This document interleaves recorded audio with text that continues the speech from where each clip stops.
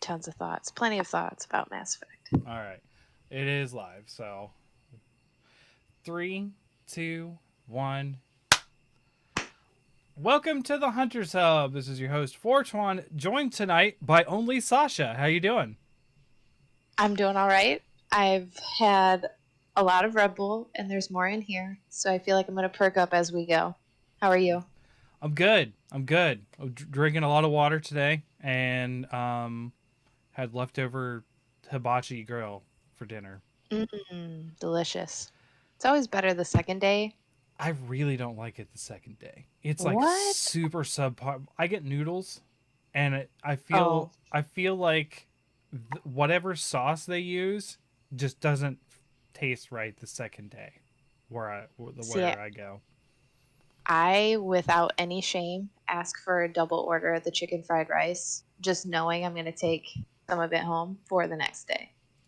Okay, I mean my parents do that too. They do that with steak Hmm. too. Like we have a big steak place in Portsmouth, about an hour away, and which is the southernmost point in Ohio, if you're familiar, and it's called the Ribber because they cook a bunch of ribeyes and stuff, and Mm.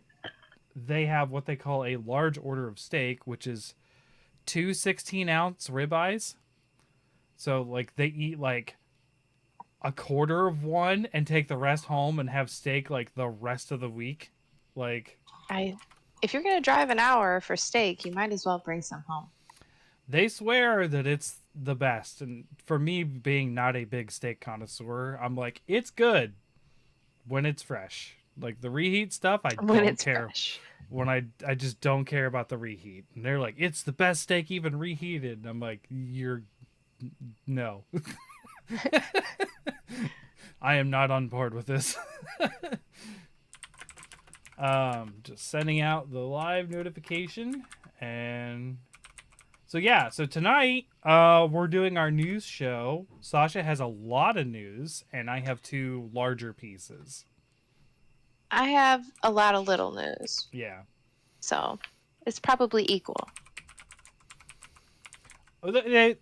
A lot of it is Blizzard related again because that's a lot where of my news attention goes. So both of them I think are Blizzard related. So not Mine are surprising to not, people. so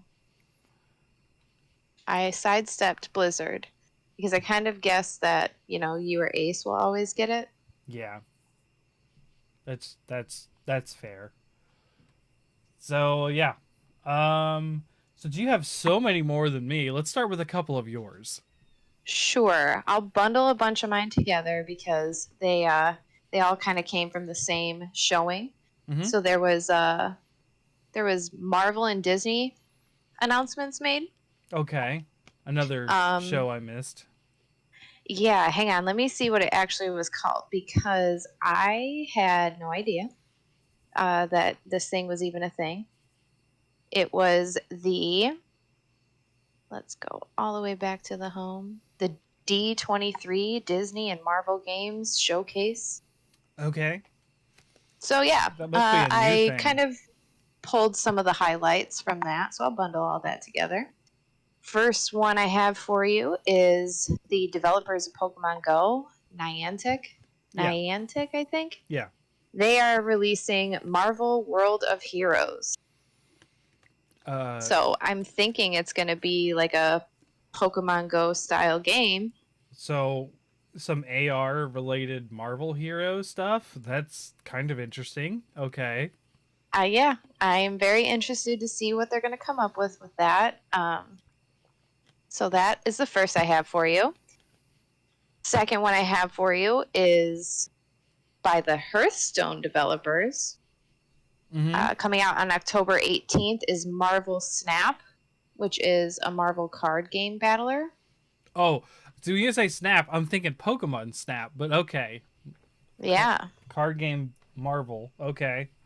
So this will be on PC and phones, and I think it's just going to be like a Hearthstone clone, to be honest, but using Marvel Probably very skins. similar. Yeah. Yeah. So that's some cool little things. And then they announced a new Marvel game. that is starring Captain America and Black Panther. Oh. Yeah. And that will be done by the Uncharted director. So Okay. we'll see. I'm thinking it's going to be probably a cinematic, quick time event, platforming fun. Not my Yeah, game. that still sounds interesting though. Like Captain America being one of my favorite modern Marvel characters. I think I'd be very interested in that. I am interested to see what they're going to do with it as well, because I know there's been hesitancy about replacing Chadwick Boseman like across the board for Black Yeah. Panther, I, voice actor. yeah. Um, so for them they're going to pull Black Panther in. Is it going to be T'Challa, or is it going to be somebody else with the Black Panther Right. mantle? Well, there is the new Black Panther movie coming as well. I know. I'm pretty excited about that. I really like Wakanda the Black Forever. Panther. Yes. Yeah. Yeah, when we went to go see Thor: Love and Thunder a couple weekends ago. My parents and I. I watched that this week. Okay. Yep. It was good. It was it was good. I liked it. I mean, It's not you my know, favorite. my personal thing with I could have done without all the cancer stuff. Oh, Uh sure. Yeah. it The felt I'm dying really thing. weird. Yeah. It felt weird, like shoved against all of the like constant jokes. Sure. Yeah, Like they turned because Ragnarok was like it felt like jokes the whole time, and then they kind of found their voice with Thor, with Ragnarok, and then the Love and Thunder. You're thinking it's going to be the same thing, and it starts that way, and then you get this whole like super serious cancer side story, and you're like, oh, whole what? yeah, it was upsetting.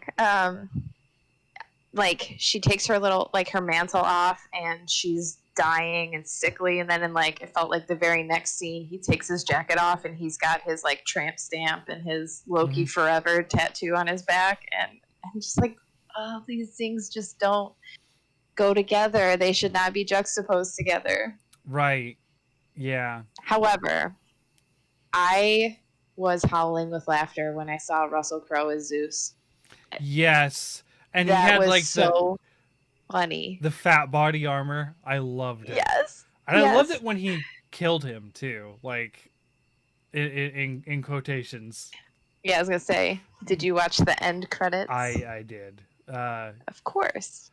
So yeah, when he killed him, I was like, oh no, he just killed Zeus. Like, holy cow. So like when it happened, at least, and I was like, that's so funny that it's Russell Crowe though. Like that, I had the same thoughts. Normally I would have those kind of like dialogue between my brother and I, but he was sitting on the opposite side of my parents because I don't. It was a weird situation. Is like we were walking in the theater. Dad was the only one sitting there because we all went to the restroom, and Dad didn't. So I walked past Dad. So and then Sean sat beside Dad, and I was like, "So you're just gonna make Mom walk past you to sit beside Dad? Like you're gonna do that to Mom?" He was like, "Oh, I guess I'll scoot down one." I was like, "Whatever." Fine. So I didn't get the BS with him. So I was just like, "Oh my gosh, it's Russell Crowe," to my literally myself. It was it was really funny. That was, and um I just loved all of the Guns N' Roses because I'm a big Guns N' Roses fan, and I grew up listening to specifically that album, I Appetite for Destruction, with my dad. I And do like Sweet so Child of Mine. So like I don't recognize the other songs a lot of the time, but Sweet Child of Mine is one I recognize a lot because we played that in band. And that especially that I opening. I am so familiar with all of those songs that it was bothering me that the editing just was like missing the mark barely, like just barely. It could have been like having Thor swing his axe to like the guitar riffs, and Right. it was like 2 seconds behind on everything, and it was bothering me because I love all of those songs so much, but I did like having them in there, and I Mhm. liked in Ragnarok with all the Led Zeppelin, so Yeah. that felt very on brand. I liked seeing the Guardians of the Galaxy briefly. I think I I did think as they're well. one of my more favorite movie adaptations of the Marvel universe so far. Um, I really like Captain America and Spider Man, and I won't say that the Guardians of the Galaxy are my favorite heroes, but I would say that their movies are my favorites. I would. I would agree with that. I really enjoy the Guardians of the Galaxy movies. I have really enjoyed the last two. Actually, I like the last three of the Thor movies. Mm-hmm. So I don't have hate for a Dark World. I kind of do, but I not really. Like it was just bland to me. It felt like I barely remember it, honestly. But I remember the events, right? But I don't remember that it was in Dark World a lot of the time because I do tend to recap what happens in Dark World a lot.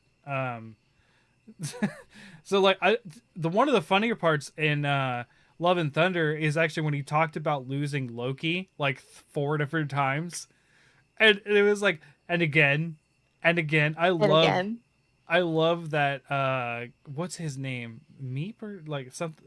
What his the rock character Korg. Korg. I love Korg and how he talks and everything. Like it's just, but that's Taika Waititi, isn't it? Yeah. Yes. So yeah, that's. And I was getting that from because I now watched Our Flag Means Death. I was like, oh, okay, all right, now I understand why I like this guy so much. Because it's Blackbeard. Yeah, yeah. Um, So it was a pretty good one.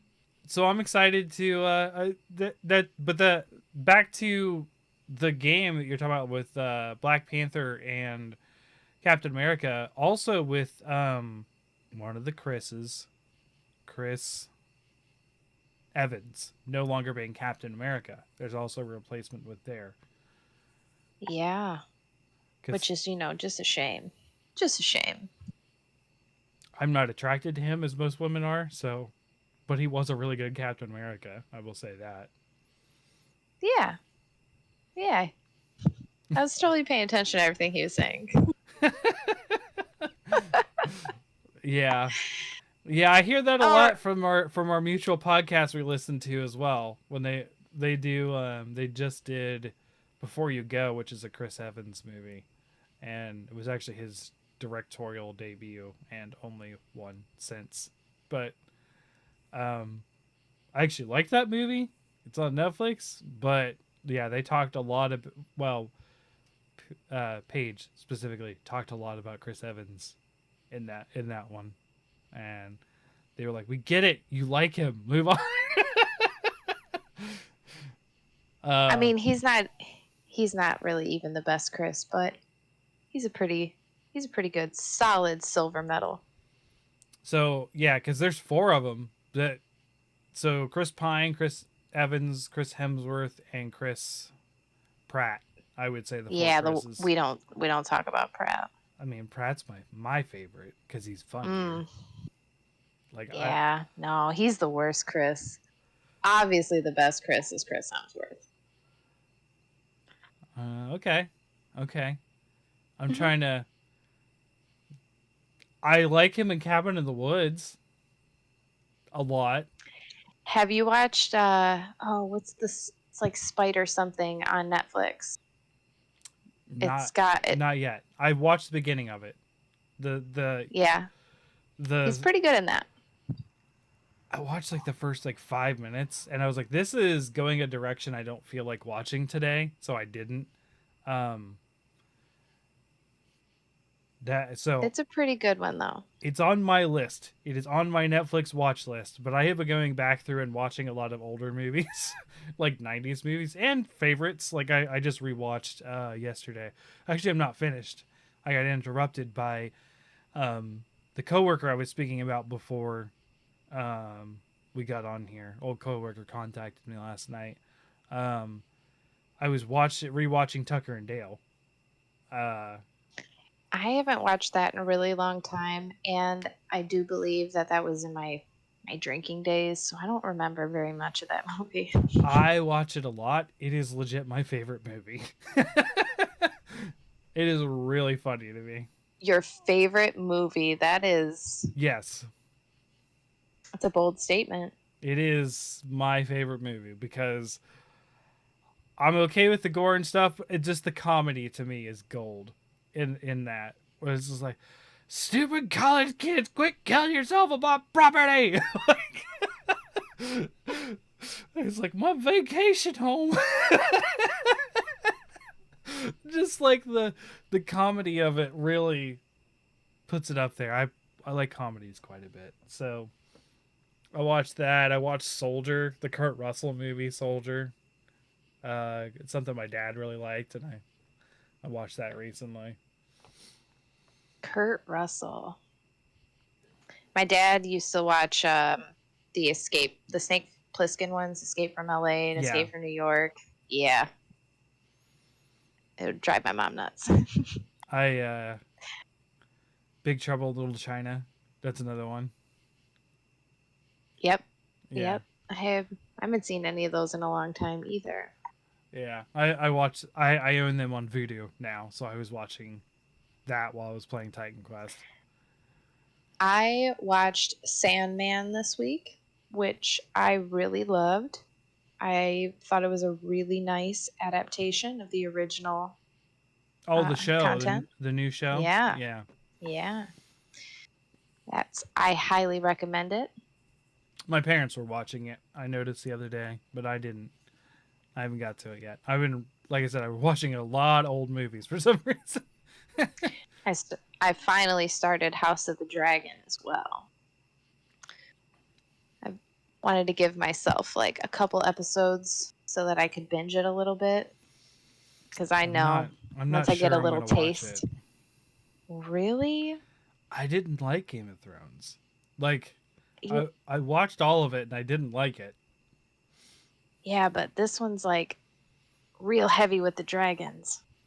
Fair. I mean, the dragons are pretty cool, even if they are wyverns. But But I will say that it's probably also going to be real heavy on the incest. I'm picking up on some BC Andrews vibes big time just from the first episode. So, well, I mean, was it episode 2? We start seeing that in Game of Thrones, so that's not. It's pretty par for the course well, for that series. there's a reason that the Targaryens have that silvery blonde hair and Yeah, yeah, and but I was talking about madness the is a flip of a coin. yeah I was talking about the Lannisters when they Oh, pushed. Yeah, I know, but this prequel series is just about the Targaryens and mm-hmm. how they destroy themselves. Right, from the inside out. Mm-hmm. Pretty excited about that, and we also started the Rings of Power. Oh, okay. Have you? No, Are you going to? I don't think so. Really? Yeah, Why not? that's the what's that on? That's Apple, isn't it? No, it's on Prime. Yeah, oh, I don't have Prime, so that's why. I Okay. want to see how people handle it before I go jumping in because I the Hobbit trilogy really turned me off for a while. Like the Hobbit trilogy, like first one was good. Second one I was like, oh. Third one I was like, I like the goats, and that's it. Like the dwarves riding goats, and that's about where I drew the line. I don't have like a deep rooted love for Lord of the Rings, but my husband does. Okay. So I'm kind of humoring him. So I think that my opinion is probably a less emotionally attached one than other people might have. Yeah, So I'm enjoying it. I'm very I attached have to not Lord had of the any Rings. problems.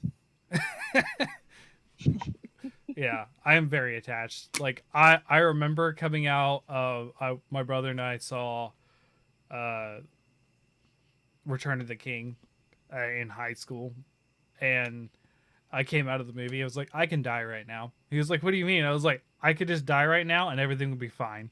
Like, See, that's how I would feel if George R.R. Martin would just release The Winds of Winter, and I could know how Game of Thrones is supposed to end, because I know what HBO did was not right. And it didn't even happen in my head. right. So, yeah, that. I will say, the one thing about that season that I agree with is her torching the town. I saw it coming from a mile away. The moment that second dragon dies, it was done. She flipped a switch. She's 100% vengeance. I mean, yes and no, because I think every single season she has done a flip of the switch madness thing that has gotten progressively worse, and people just choose to forget that when they're getting upset about her torching King's Landing. Yeah.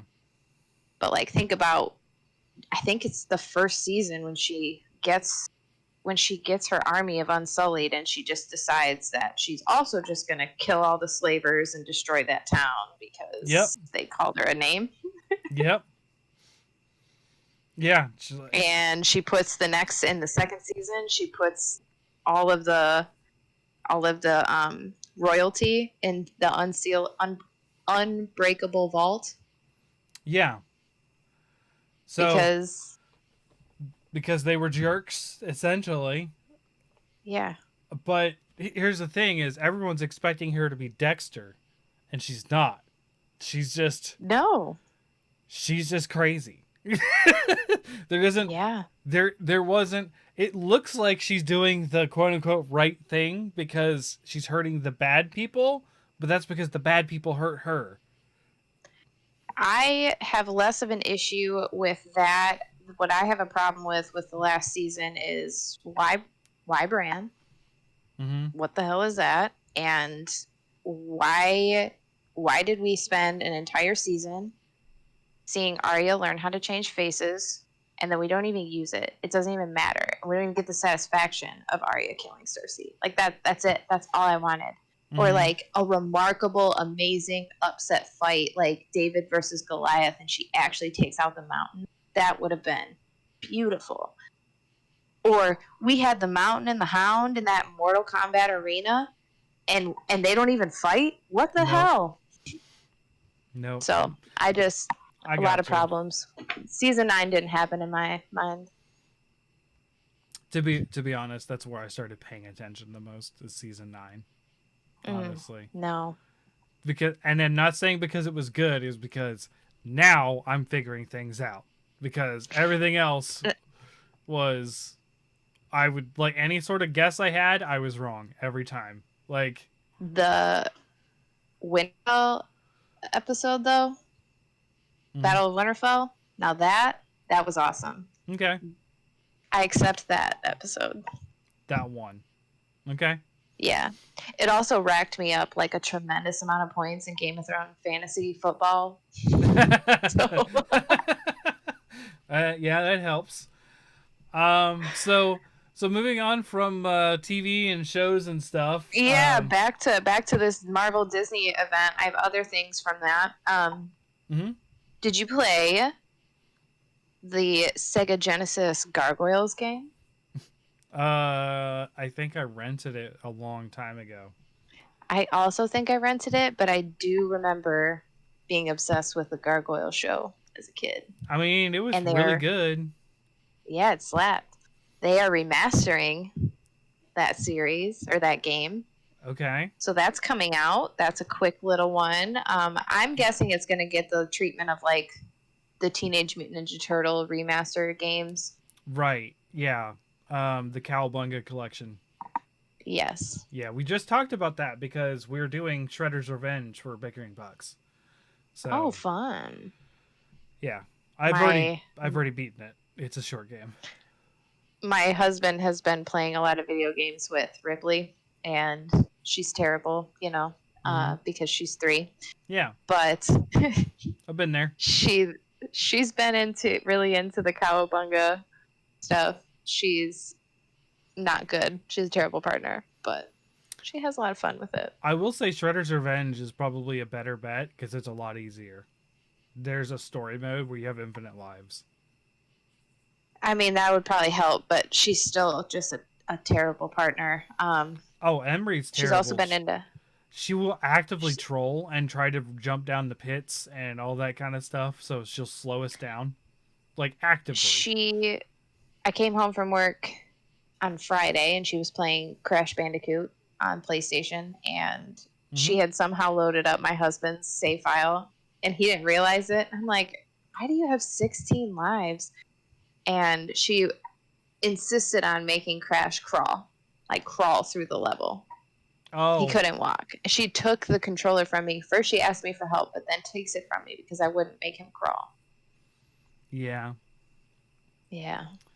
That's got to be infuriating to watch at times. If they're I mean, it was not my 16 lives that went down the drain. So like, I was fine. what are you doing? What are you doing? Why are you going My so husband slow? comes in. He's like, why do you have so many lives? What? Oh, this is mine. Nice. Just like force closes the whole thing out, hoping it didn't save over. Okay. All right. So Gargoyles Remastered. My uncle was really into that show. So that that's the most experience I had with it, was watching it with my uncle.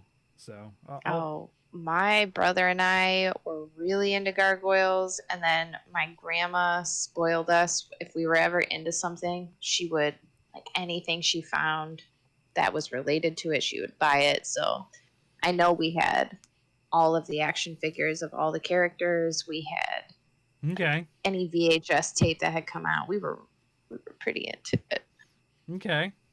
which made sense to me when I discovered as an adult that like half of the cast of Star Trek Next Generation voices those characters. And I Yeah. love Next Generation. It's just like very comforting to me. It is the tolerable Star Trek, is what I call it. I mean, yeah, it's S-class Star Trek. Yeah, it's the I don't, having not liked Star Trek for a long time.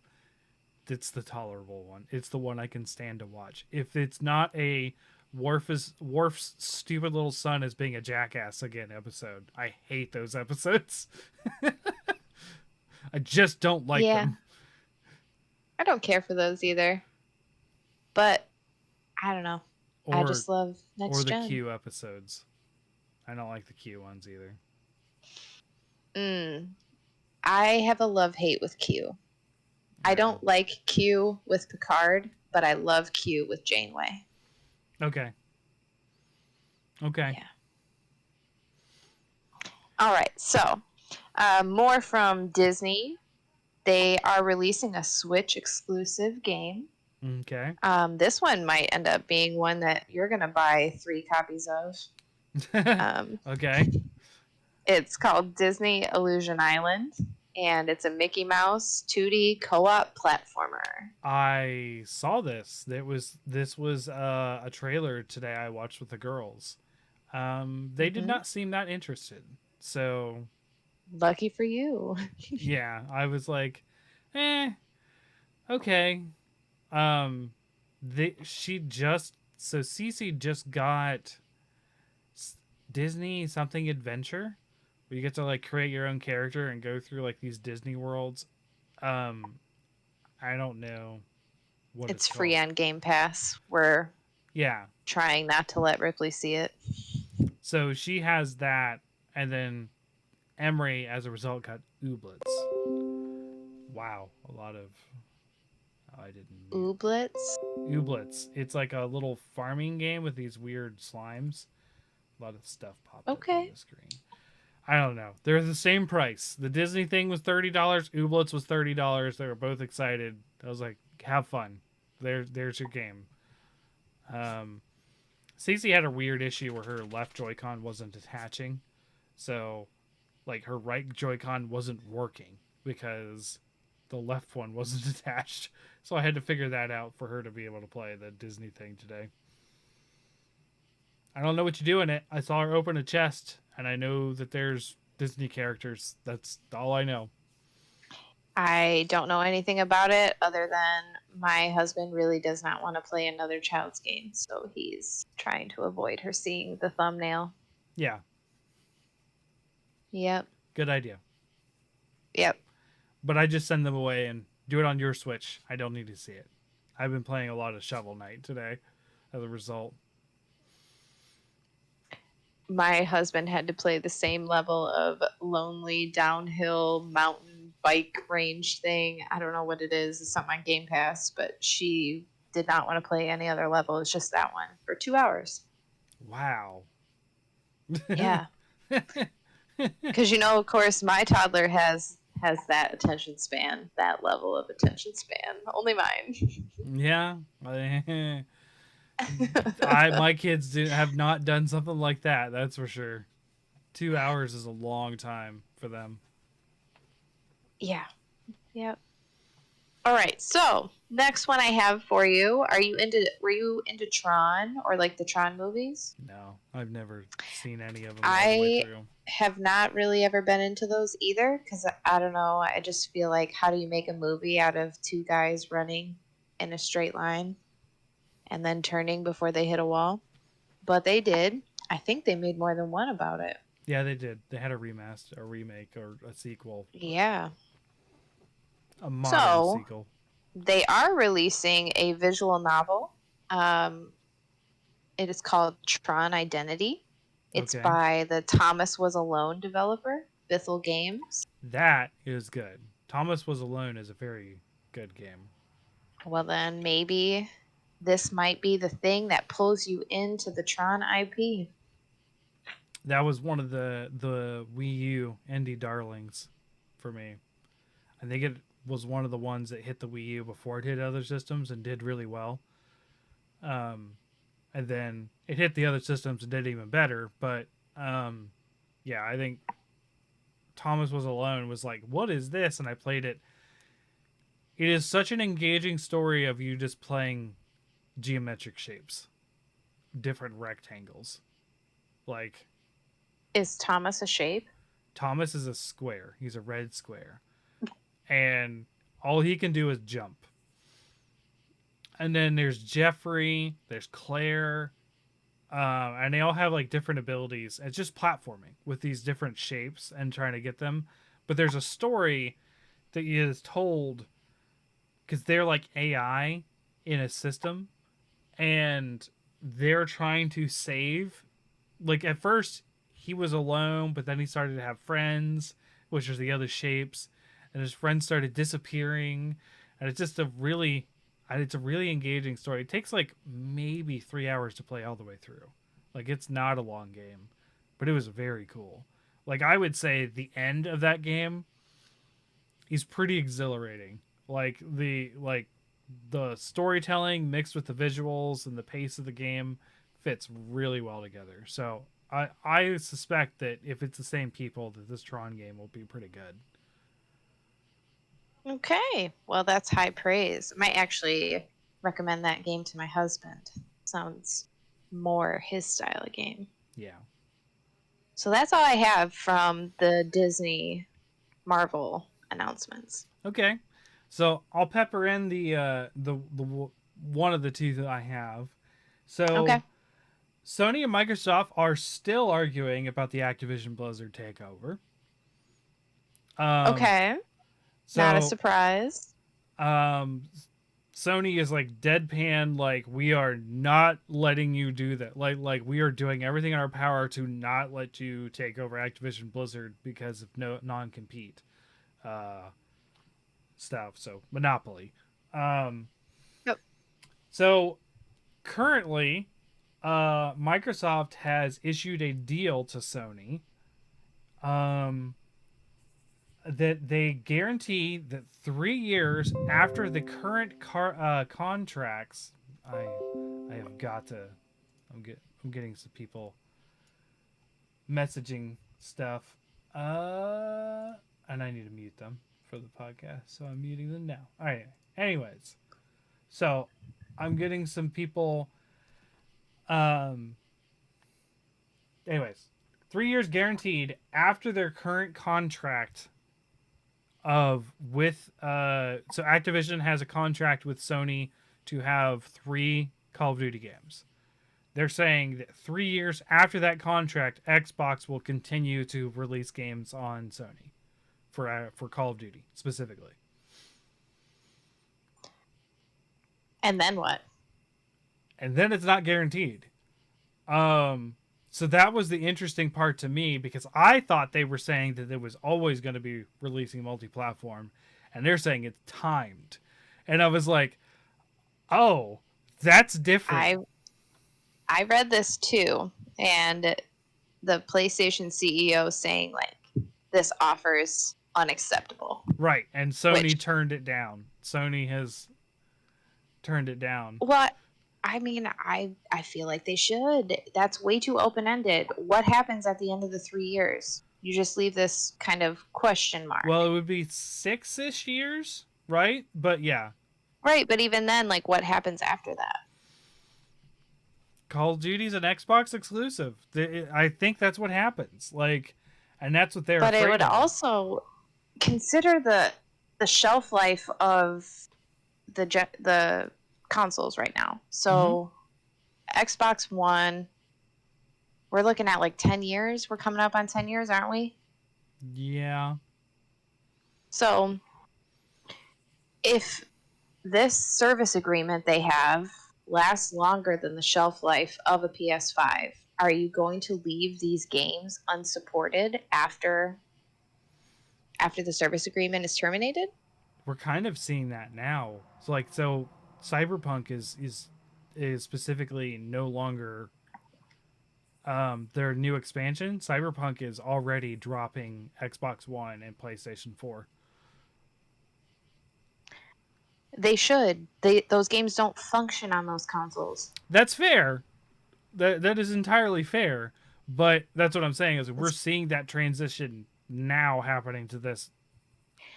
I think that's a smart business decision. Why spend money investing to release it on a console that can't handle it so that it inherently will get review bombed because it's not functioning properly? No, I agree with the Cyberpunk people doing that. But what I'm saying is here in 6 years, I think we're still going to be in the PS5 Series X territory. I think so too.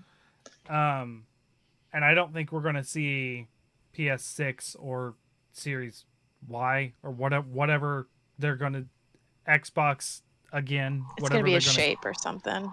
Who knows? Xbox trash can. That's what the Series X looked like to me. It looked like one of those little trash cans or like a mini fridge is what people said too. Whatever they name it, because their naming conventions are really weird. I do enjoy PlayStation's just like 1, 2, 3, 4, 5. Keep it simple. Yeah. Nintendo doesn't do an awesome job either because they're just a name, but at least it's a different name every time. Like, they made the mistake with the Wii U, but they do different names. So, I don't know what happens at the end of that 6 years other than it just becomes exclusive. Like, I don't know why buy the company if you're not going to make them, they're still going to make money releasing multi-platform. I understand where that's coming from. We talked about that. Like, why wouldn't you if it's going to make money? But at the same time, I don't think Call of Duty is a surefire hit 6 years from now. It's not a surefire hit now. Like, it's waning. It's still doing well. It's still sometimes still breaking records. But, like,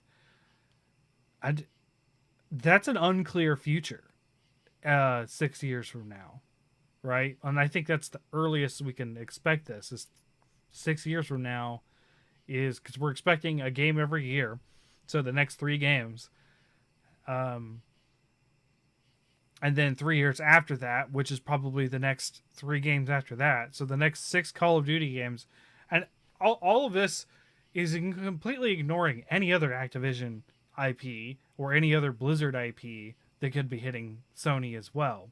Like, but they're talking about a specific target audience, right? No, they are. There's a specific kind of gamer. So I think that I feel like they are worried about losing the gamer that buys the console for Call of Duty to play with their friend, right? Like, I'm just playing shooters all day. This is the only thing I'm doing. I'm not playing. I'm Yeah. not buying Uncharted. I'm not buying Spider-Man. I'm not buying racing games. Or maybe I'm buying like sports games and I'm buying shooters, right? Yeah. 1 or 2 games a year that I'm playing a ton of. Right. If I am going to have more players available on the alternative system, then they're going to get that big purchase, that one big single purchase. The console is going to go to the other, it's going to go to the competitor. Yeah. So even if Call of Duty itself is not a surefire hit in 6 years or in 10 years, I think though that they're more looking at a specific market of That's true. buyers. Either way, I don't really see Sony stopping this deal. I don't think they're going to be able to stop it, but what I wish would happen is that the kind of effort that they're putting into this, just take the deal, like take the 3 years that you got and invest time and make a new IP. Like, make something that competes with Call of Duty. Revisit Medal of Honor, or find like something else that is going to compete with that. I don't know. Right. Well, Medal of Honor Just would have been an EA title, but yeah, I get what you're saying. They're they had two PlayStation themselves had two IPs that could have fought on that front, but both did not carry. First one that comes to mind, which is the lesser one, is Haze. Haze was supposed to be the Halo sort of like answer, and I don't think Haze did all that well. I don't even know if Haze got a sequel. Um, I don't even think I've heard of Haze. So yeah, it didn't. I don't think it. I think it did okay, but like I don't think it made any waves at all. And then the second one I would say is Killzone, and Killzone did well for a while. But the problem is what was SOCOM? SOCOM was they're no longer around. SOCOM was the people that did Mag. That But wasn't that also PlayStation? yes, but PlayStation didn't own them. They just made But them for wasn't play. it a PlayStation exclusive? Yes, it Is what I'm was. saying. Yeah, but they're no So I just longer feel like, they're no longer around. Is part of the problem for that. Is like that company was closed. Um, and I don't know who owns those IPs who now. owns it? Right. If Yeah. personally, if Sony put out another Mag, which was also exclusive to PS3, like another game like that where they're trying something different. They're not trying to do what Call of Duty did, but they're making their own first-person shooter with their own ideas. I think that's the route they need to go instead of like But Call of Duty. right. I mean, even I play Call of Duty here and there. Like I have not the most recent one, but the one before Cold War. I played a little bit because I just wanted to play online and use a sniper and kill people and have fun while I was listening to a podcast because I had nothing else to play at the time. Now I'm swamped in games again, but What games have you played that are cross-platform? Like, have you played Borderlands with somebody on Xbox while you're playing PlayStation or something like that? yeah, I think that has happened with Tiny Tina. Um, that has So how happened. did that go? Did you have problems with it? Was it buggy or did it run smoothly? It ran fine. Um, So I feel like that's the other thing that PlayStation's kind of ignoring, is maybe investing in more cross-platform if you can't beat them, join them. games. Yep. Back for Blood, I would say I also did that. So Back for Blood, um, Brian and I were on PlayStation, but Jacob is on Xbox, and we played that together. However, I had problems connecting with Brian that was the weird thing. The PlayStation to PlayStation connection was actually terrible. But the moment we got Jacob in the mix, fine. Jacob was a good intermediate that could invite us both and we wouldn't have any problems. But specifically me to Brian was a problem in Back for Blood. Interesting. So cross platform very good. Mono platform not very good in Back for Blood. Hmm. Like Well, it made me have I to just use the think, PlayStation system instead of the in-game system to invite. hmm.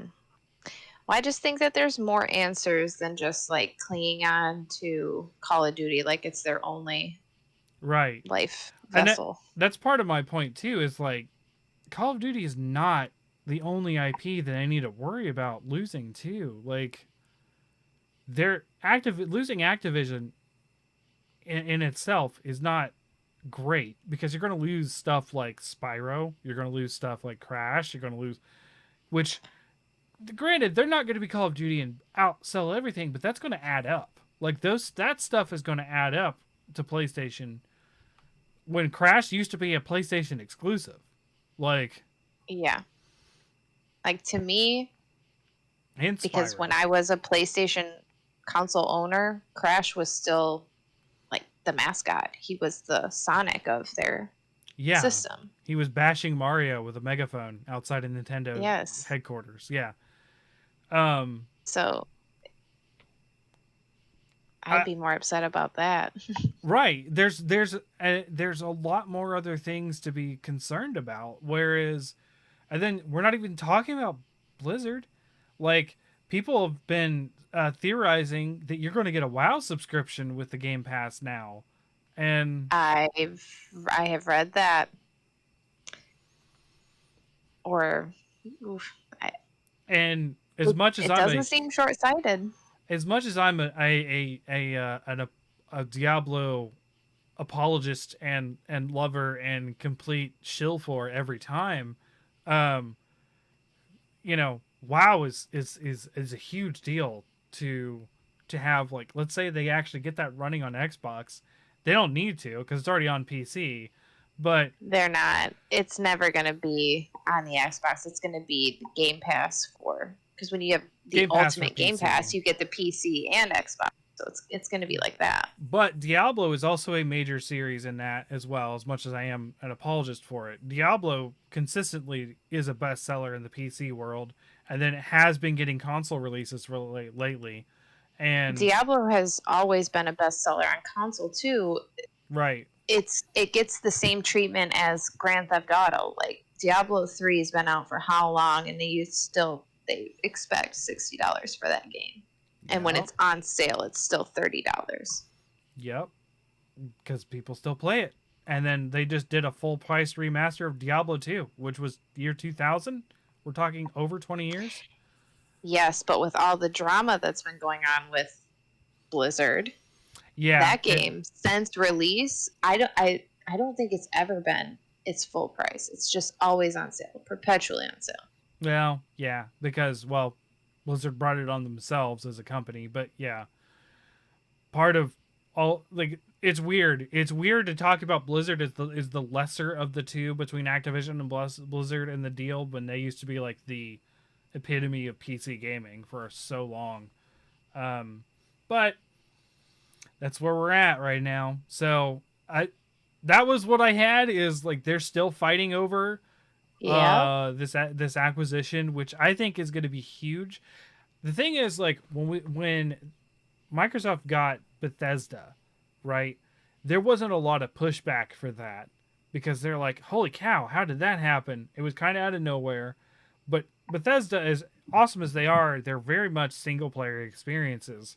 They're not like you have Elder Scrolls Online and stuff like that, but you don't have It's not like a renewable resource like these games that have little right. like micro purchases and things. And I don't think Bethesda has a series that is a 100% guaranteed seller every time they put it out either. Even Mm, I would say Fallout, but Fallout has proven to be I No, think it's Elder Scrolls because look at Skyrim gets the okay, same thing you're as Diablo. you're right. Elder Scrolls is there, but Elder Scrolls is so few and far between. That's the problem. Is their bigger hits like that are so infrequent in comparison. Now, don't get me wrong, Blizzard stuff infrequent as well, but when we're talking something like Call of Duty, which is a hit every year, versus Elder Scrolls, which is a hit every we're now over a decade since Skyrim. Well, now Todd Howard would tell you he has released a version of Skyrim every single year, and it has been a hit. Fair enough, but that is people buying the same game over and over again, and I am also guilty No, of that. I bought it on PS3 terrible. and Switch, but I'm just saying Bethesda people let it slide, right? Because like it didn't seem as like that was surprising. It's big news, but it's like it's the combination of Bethesda, Activision, and Blizzard, all three of them. Because I do still count Activision and Blizzard separate because they're entirely different IPs, even though they're the same umbrella now. But I think it's the combination of having all three that is a problem, and I think because just Bethesda by itself didn't end up being a problem for people. They're like, whoa, but So, what do you think if Sony bought EA? that'd be Does this level the playing field? that's a Because EA comes EA Sports. yeah. Nah, that's the thing is Sony buys EA, they are doing very well because not just the sports, but like they also get a lot of the higher end like movie deal stuff. Like a lot of the Lord of the Rings stuff is EA. A lot of the Star Wars stuff for a long time was EA. The Sims. Sims, yeah. I Um, talk about a game that prints money. The Sims. right. I mean, you go back to the time of Sims. You got stuff like Spore. Spore was a huge hit. Um, Now I don't know if they're going to do another Spore, but stuff like that where EA really, even though they falter with more I don't know traditional gamer games lately, they're still a cash cow, hands down, 100% sports alone. And then you get when you do get those other hits that are really good and really big, they get a lot of those movie tie-ins, which are just easy money. They get a lot of those other like they have their beloved Dead Space, right? And they're getting a remaster of Dead Space, trying to revitalize that IP. And Well, and then you also have all the BioWare stuff. yeah, BioWare as well. Would they own BioWare? And that's a huge get because BioWare is I would say BioWare is probably one of the last like unfaulted developers. You know what I mean? Like I would say CD Project Red would have been there until Cyberpunk, but I don't think BioWare has really had taken that much of a hit as far as reputation as any other company right now. So, Yeah. But well, EA is EA Pass is part of Game Pass. So the likelihood of that actually happening? probably not right now, but it could be an upset. I will say I will take that back a little bit because of Andromeda, because all the stuff around Andromeda. But I know you like that game. Um, Look, I think you will also like it let if me once you get to it. I think you let me will. finish the first three, and then I'll get to Andromeda. I'm I'm we'll talk about it later, but I'm further through one, not all the way, but I'm further through one. I have faced the matriarch, so Tough fight, huh? it really wasn't. It really wasn't. Really? Well, No. that's because you waited till the end. See, it's always a tough fight because I'm like under level 10 when I go there. Okay, that I could see how that would be a problem.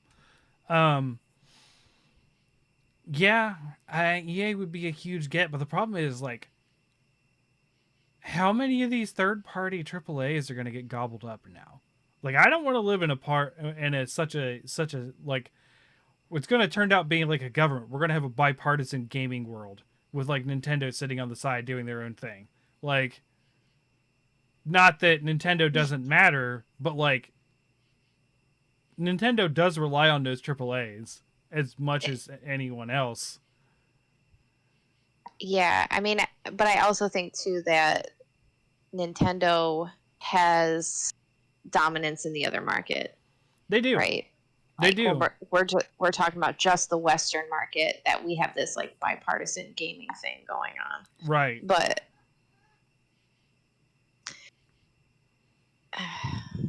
I don't I think mean, I don't think Nintendo's going to be grabbing any AAA studio like that at any point. I don't think they want to.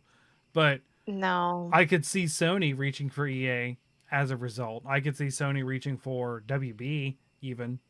Like, I don't know if they can, because WB is such a big company outside of gaming, right? Like that's a you got all sorts of stuff that WB is supported by. Well, so here's the other thing that I'm wondering is going to happen. We have Netflix and Amazon both releasing video games, right? Yeah. What if Disney buys Sony? Like, what if Sony actually gets eaten by a bigger fish? I don't know, because Sony is such a diverse company as well. It'd be very I hard. know. It'd be very hard for that to happen. But I tell you what, if Disney bought Sony, I would be A, all that Spider-Man bullcrap that I went through was for naught. B, all that IP struggling over Mm-hmm. Spider-Man. But Mm-hmm. B, that's a rough one because ooh, as much as I like sometimes some of the things Disney does, I don't want Disney to be owning anything right now. Anything more, right? Like I don't. That feels dangerous. That feels as much as they own already. Like, yeah, that's insane. And Disney did shut down their own gaming studio, and to just acquire one that could just do. You know what I would think, honestly, if Disney buys Sony, it's probably the death of Sony as an identity. Oof. I I mean, do you feel like they've done that with Marvel and Star Wars? Star Wars, yes. Marvel, no. Okay. Um, there's something about the modern Star Wars that is just Disney It's nostalgia. different. It's just Disney crank it out. Let's just do the nostalgia. Like I would say in modern Disney Star Wars, there's been exactly one thing that I've been really excited about, as far as like content wise, and that's the TV shows. Um, because they have honestly the Marvel dudes working on that. What's his name? He directs half of the Marvel movies. Um, he directed Uh, The Mandalorian. well, Mandalorian was Taika Waititi, isn't it? No, I thought it was the guy who plays in Spider Man. Crap, I gotta look this up now.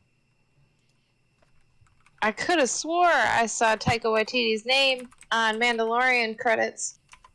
I'm gonna look it up because you could be right. I'm terrible. I'm terrible with remembering stuff. Oh, don't do that. What? No. Because my husband and I watched Mandalorian. I fell asleep during some of it, to be honest, but John I was Favreau. mostly just, oh, yeah, yeah, yeah. That name is very familiar. Yeah, John Favreau. Taika Waititi is in it, but John Favreau is the director of The Mandalorian, and I think the writer, one of the writers, I think too. Uh, yeah, he's one of the He's credited as one of the writers. Okay, so Taika Waititi is also a director. There's several directors, but I think the main That's what I thought.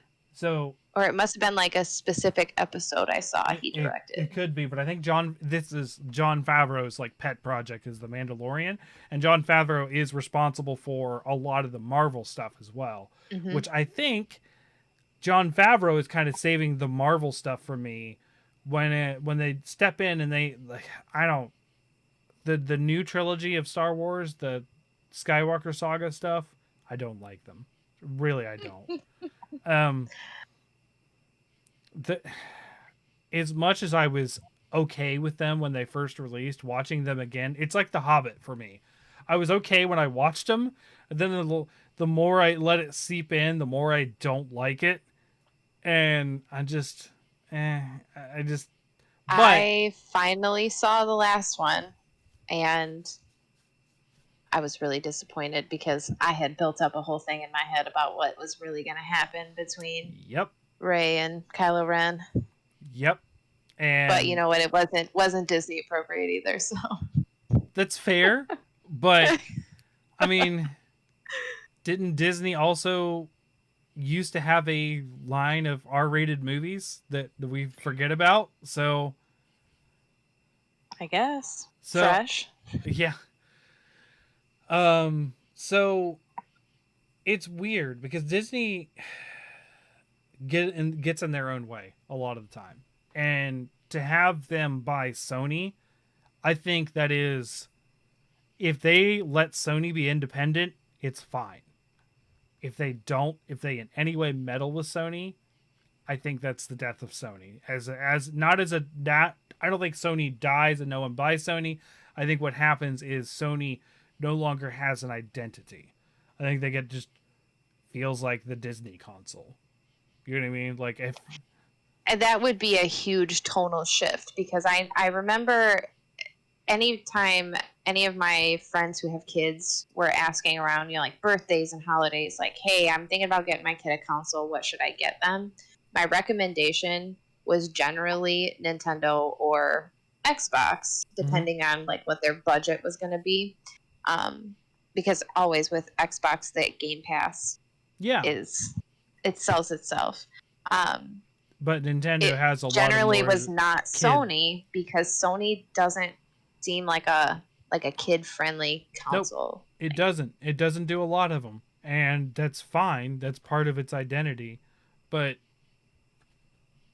you put Disney in there, and that is their identity, right? It like you think of Disney, you think of family. You don't think of adult stuff. You're not thinking like Disney has always been about the whole family. They don't a lot of times, even though they had the older audience, like the R-rated sub company they used to do for films. Um, when you say Disney, you think Mickey Mouse, you think Yep. family stuff. Like Disney and Nintendo are a lot more in line with each other than anything else. And as much as Nintendo doesn't just do kid stuff, but I would say they're better at, branching out from kid stuff than Disney is. But I don't know. I don't know where that puts Sony because that's a really weird. They're very different tones, and I feel like that could harm Sony in a way. That's just because I don't have a high opinion of Disney as well. Yeah. But if I mean we don't really know how bad they're doing right now and it seems Mm. like my impression anyway is that they are really panicking about this Activision Blizzard thing because Mm-hmm. they aren't in that great of a position.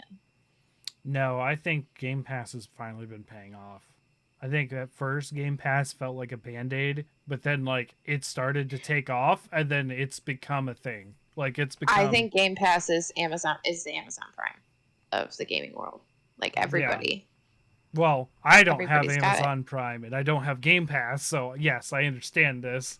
I feel like even as a person who has PC, even if you didn't own an Xbox, Game Pass still is worth it. There's so many games on there. I don't tend to play those kind of games a lot of time that are on PC outside of the Doom stuff. Like all the Doom stuff's going to be on Game Pass. Um, I don't tend to play big AAA stuff on PC. I normally play a lot of. I would say Doom is the exception, but I'm a lot of indie games, a lot of older games on GOG. Like I've been playing Titan Quest like crazy. Titan Quest is THQ Nordic, and I would say THQ Nordic has become another big third party that came out of nowhere, which I'm happy for. They're not. I would say Devolver Digital is another one to look at too, of like other game developers and publishers that are still around after an acquisition, but none of these are THQ Nordic and the other ones.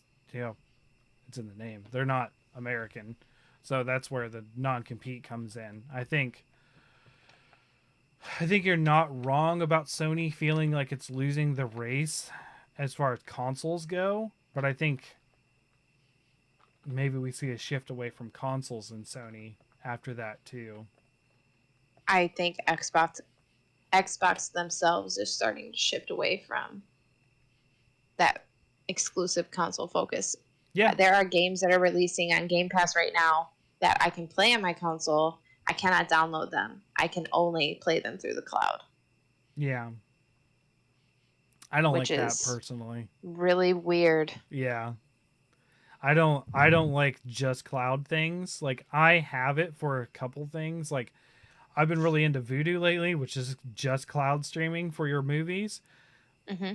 But also I can't find those movies elsewhere a lot of the times, and that's what has been my justification. And or I have the movie physically and I'd rather just boot it up on the PlayStation without switching out a disc. But yeah. I don't know. I don't think Sony's doing too bad because they did just acquire Discord, but I don't know how much they are set back by that. So, I mean, they're definitely winning the current console race in terms of sales, but yeah. Well, I mean, it's not much of a race when no one can get either one that well. yep. It was like a big event, the fact that my local game store got the Horizon Forbidden West PS5 bundle this week. Like they put it all over Facebook and stuff. We got one! First one to come in gets it. It's like, okay. All right. They got one. So yeah, so that's that one. So you had some other ones, and I'll get into Yeah. my other one. So I found a little story about Queen Elizabeth. Oh, okay.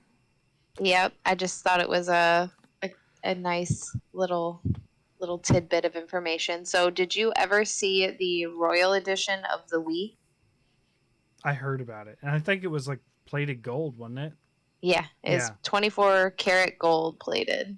Yeah. The reason that the Royal Edition of the Wii was created is because allegedly Queen Elizabeth II loved Wii Sports That doesn't and she surprise me. loved bowling. Kate Middleton gave Prince Charles a Wii for Christmas of 2007, and the Queen apparently really loved bowling. And that got back to Nintendo, and that is how the Royal Edition Wii came to be. But I don't think it was ever gifted to the royal family. It was never, I don't think she ever like touched it, played it, or anything like that, but she inspired it. Okay. So thought that was a cute little story amid all of the not cute stories I've been reading about her. I haven't been reading anything about her. All I know is she passed and that Prince Charles has become king. I have just been enlightened because, you know, in America they only teach us about American history. But Fair. I've Yeah, just been reading a lot of history. Let me clarify. And why? Let me clarify. Yeah. They only teach us about mostly white American history. Yeah. Oh, wait, hang on. Revisionist white American history. Yeah.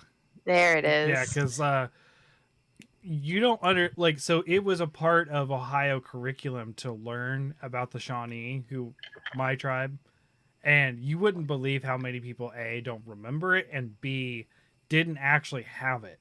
So it might have been a local curriculum thing for me. We had, because Michigan also has a lot of French and Indian sounding city names in it. Mm-hmm. So we had, I remember in elementary school that social studies was specifically about Michigan history, and a lot of it did have to do with like why all the towns were the names that they were and who those Yeah, people were.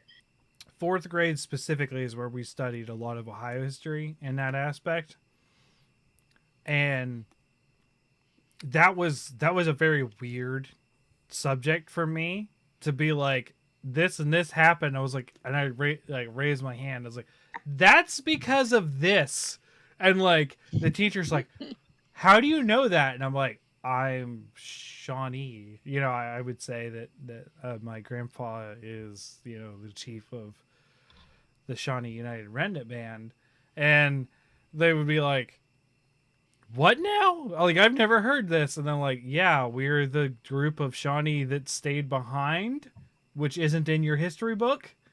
Like, you just say they all left. See, to And me, that's such a gifted opportunity. They should have had him come in and share oral history. That's so much better than anything in a I tell you textbook. what, if our family, because he's the grandfather that was not on good terms with us. If our family had been in better contact, that might have happened. He would have eagerly done it. I mean, he was very much like his life was devoted to teaching people about the tribe and doing things to get the word out and stuff, and that was a positive of him. um uh and I mean, he did stuff like he was one of the drummers in the Pocahontas movie. That's awesome. So back to Disney, but yeah, he was one of the drummers for that. He went on a lot of tours and shows of like traditional singing and dancing and stuff. It was almost kind of like a traveling Broadway show. That it was like that kind of like production level, but it's just, yeah, there's definitely a revisionist history being taught. I witnessed it firsthand in my school, having to correct teachers and textbooks and stuff. I would say that any of us that have gone through the American school system have experienced it. So, but a lot of times people don't know because they just don't have that experience or knowledge to begin with. It's unfortunate. Yeah.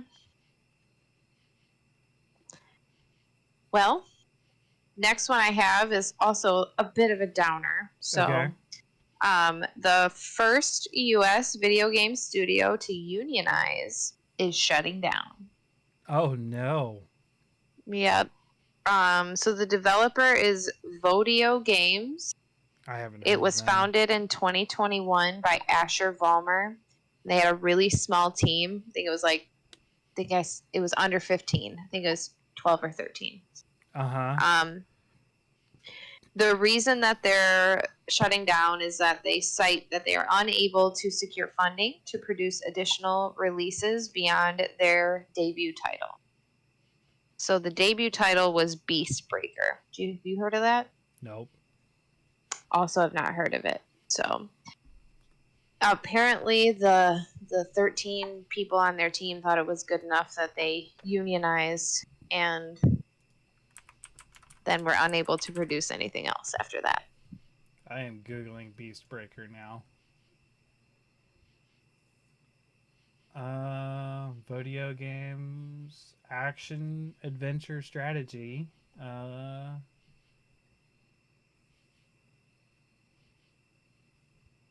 it's coming to Switch.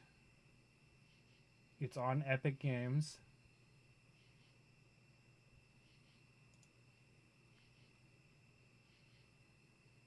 It looks neat, kinda. Beast Breaker. I don't know how to describe what I'm seeing here. honestly. Oh, interesting. It's very the artwork looks like Tiny Toon Adventures. Yes. Um, but the gameplay clips kind of look like you're playing a mix between like Breakout, like where you use the ball to like knock things away, Mm-hmm. Brick Breaker or whatever they call it, and some sort of strategy thing on where you're building a base.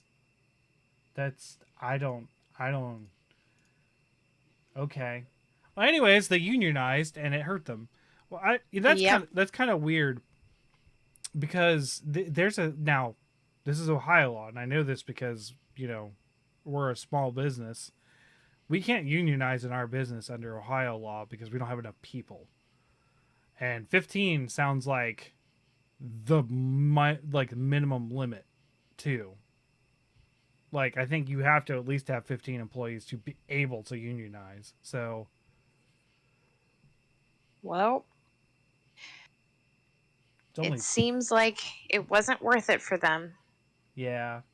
Well, there because that's partially because they're such a small studio, and which is unfortunate. And it's good to fight for worker rights. I agree, but I don't think that was the good decision for them, particularly being so small. They got their game out though. It's out. It's available on Switch for $15, and then I saw it's also on Epic Games Game Store.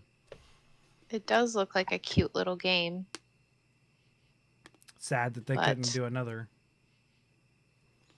yeah. Um, on the up and up, I found science, of Mm-hmm. course, science article. So they are doing research in Japan Mm-hmm. on studying the empirical effects of video games on cognitive abilities.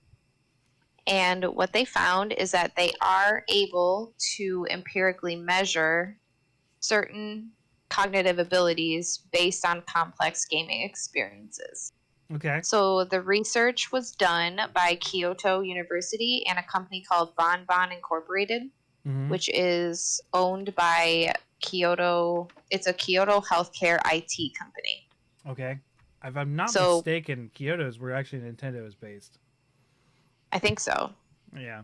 So Bon created a video game called Potion, which is it's just a 3D action game, and this is what they're using to measure the cognitive abilities. So I didn't read the original like science article, so but my guess is that they're doing um, some type of MRI, Mm-hmm. maybe. But what they are looking at, the three cognitive abilities are abstract thinking, attending, and visual discrimination skills. Okay. And what they have found is that stealth games Mm-hmm. activate and increase abstract thinking skills. Yeah, because you have to improvise. Yep. Yeah. But they can see it now. They can actually empirically measure your ability to think abstractly. Weird. Okay. Yes, right. And then aiming obviously is going to improve your attending, your visual attending skills, sustained Right. attending, and then the targeting. Targeting relates to visual discrimination. Okay. So Okay. super cool stuff.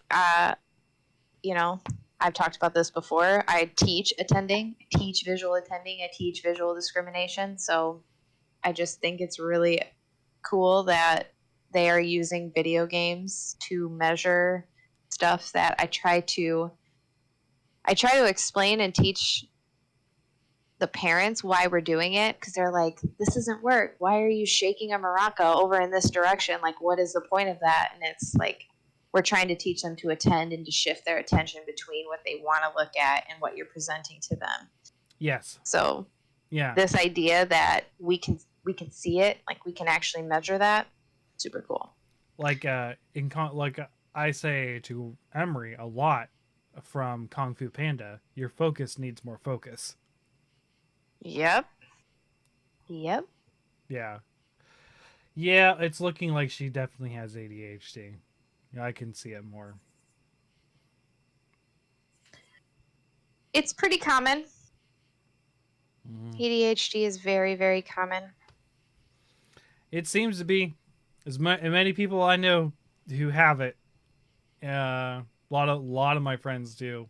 Um, my one of my friends, my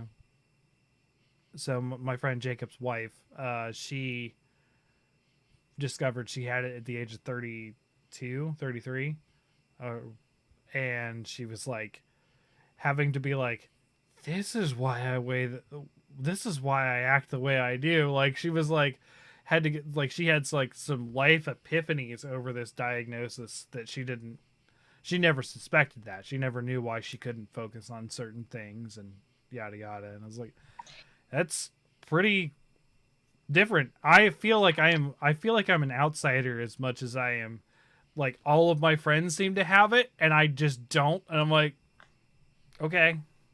I mean, it can present in a lot of different ways because ADHD can also present as like hyperfocus, inappropriate hyperfocus with an inability to shift that. So like Yeah. people that are really sensitive to sound um, might actually just be undiagnosed ADHD.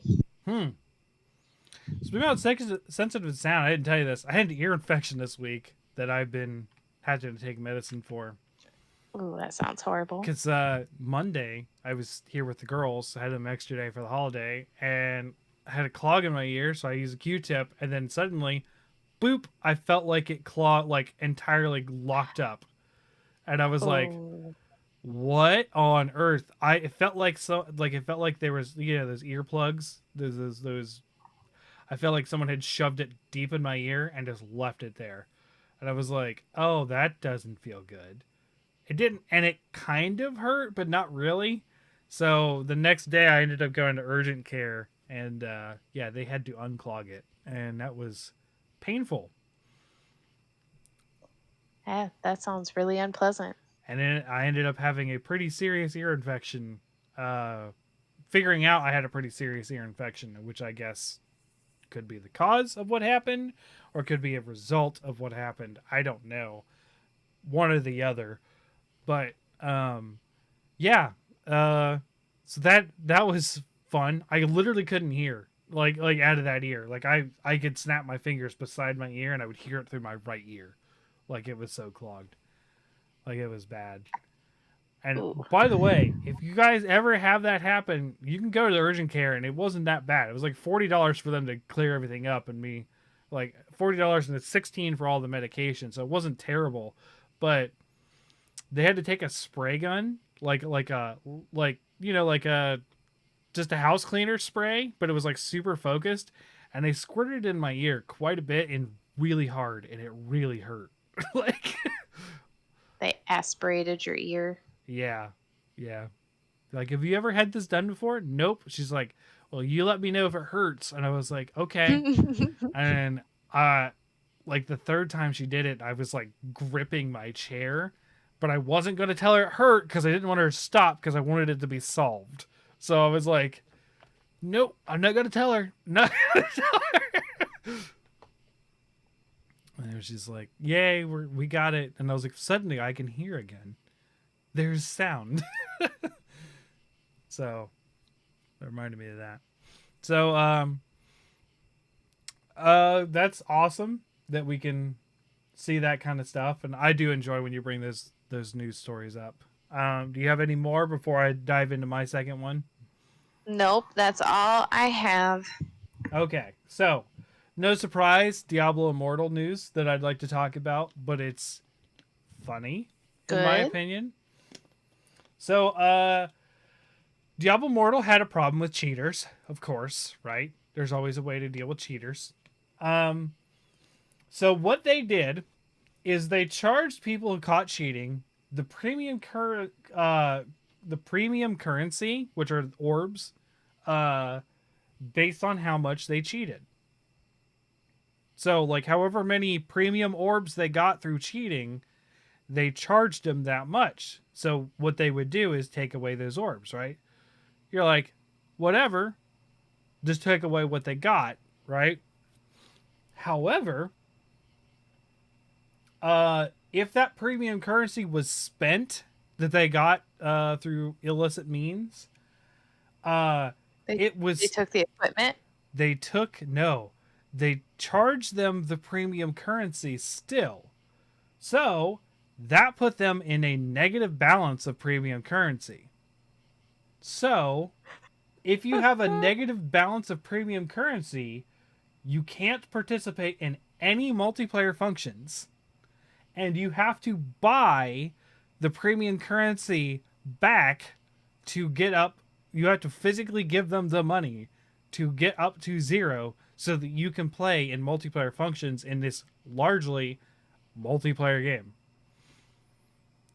Oh, well, sounds like you should just make a new account. Sounds like you shouldn't be cheating.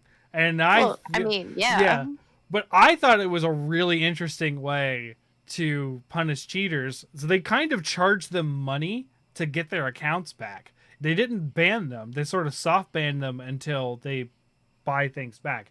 Here's the thing. Some people reported having negative $50,000 or $20,000 worth of currency to buy to be able to reactivate their account because they cheated and spent so much.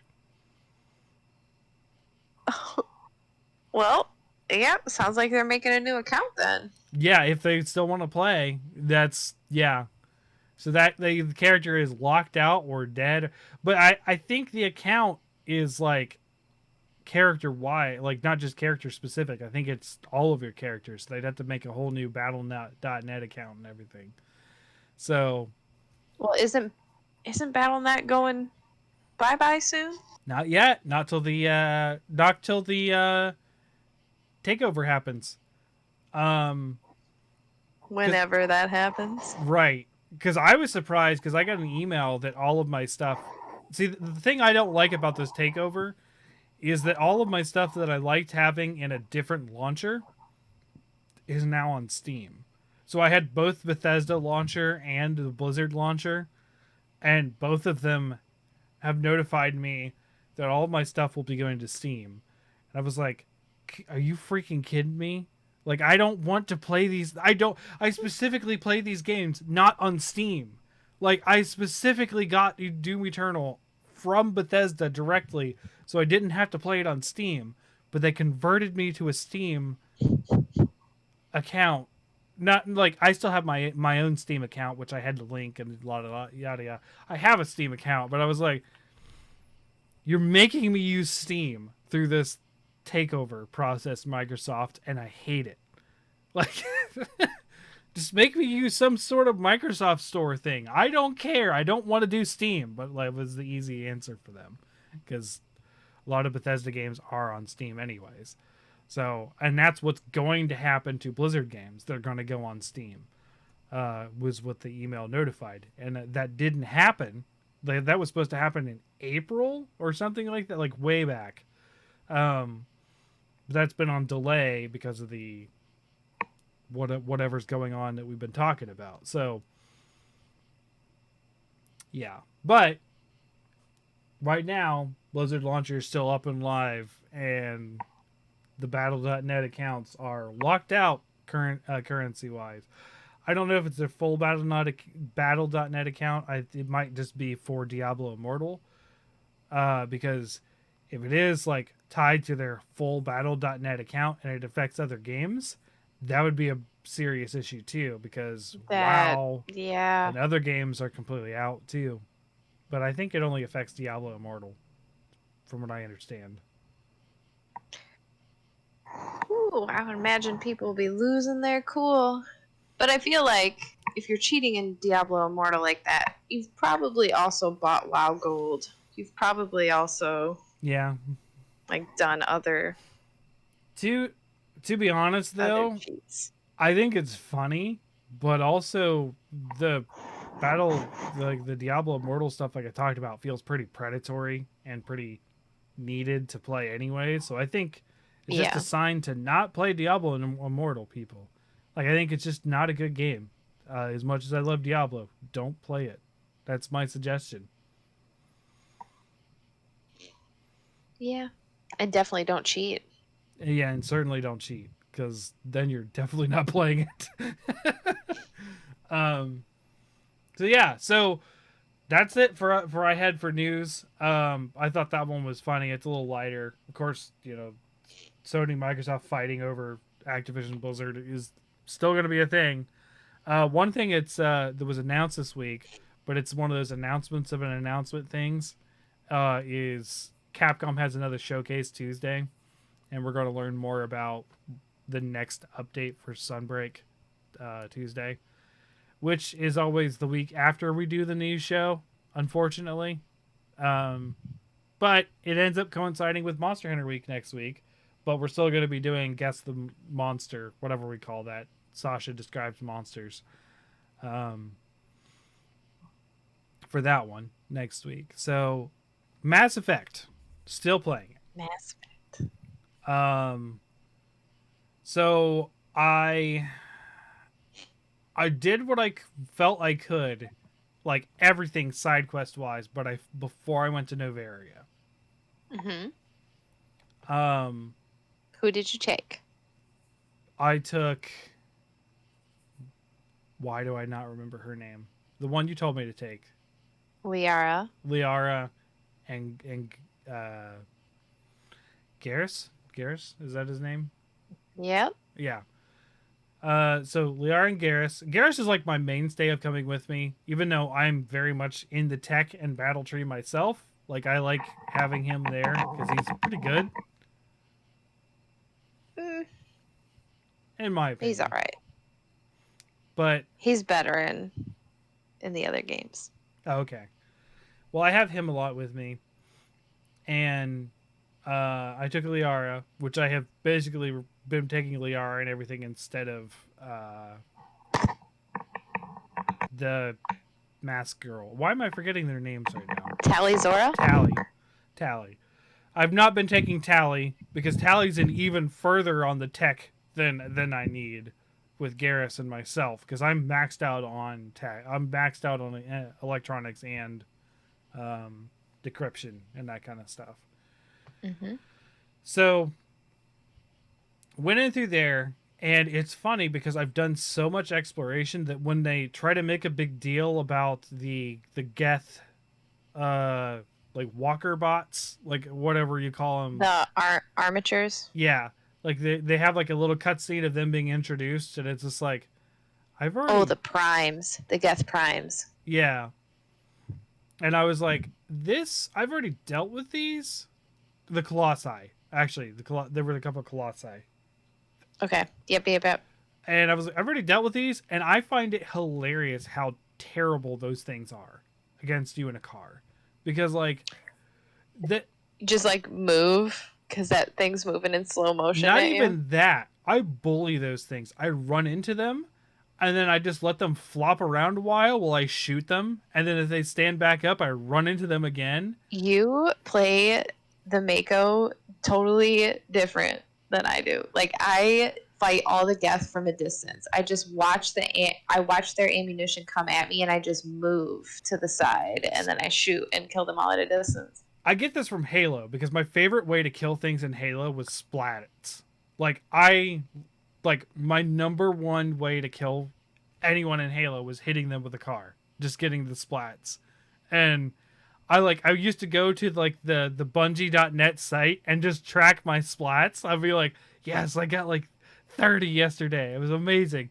Um, so that's kind of the way I play with the Mako is I run things over, and then as they're like flopping around, I'll hit them with the cannon or the machine gun. Of course, not turrets or flying things. I'll just shoot those. So I actually get into the thick of the battle quite a bit with the Mako, but I never have any problems because I have a lot of tech, so I have a lot of shield. Yep. So I just love bullying those Geth things because like they can't do anything if you knock into them. They just flop over and they can't shoot. They just lay there on the ground until they get back up. So I did that. I did the mission. It was not really that difficult. Um, Now the matriarch did take quite a few shots to take down. Because I am using snipers, but like, so I got through the shields and I whittled away at the health, which she took quite a bit of shots to do, but it wasn't that hard. No one went down.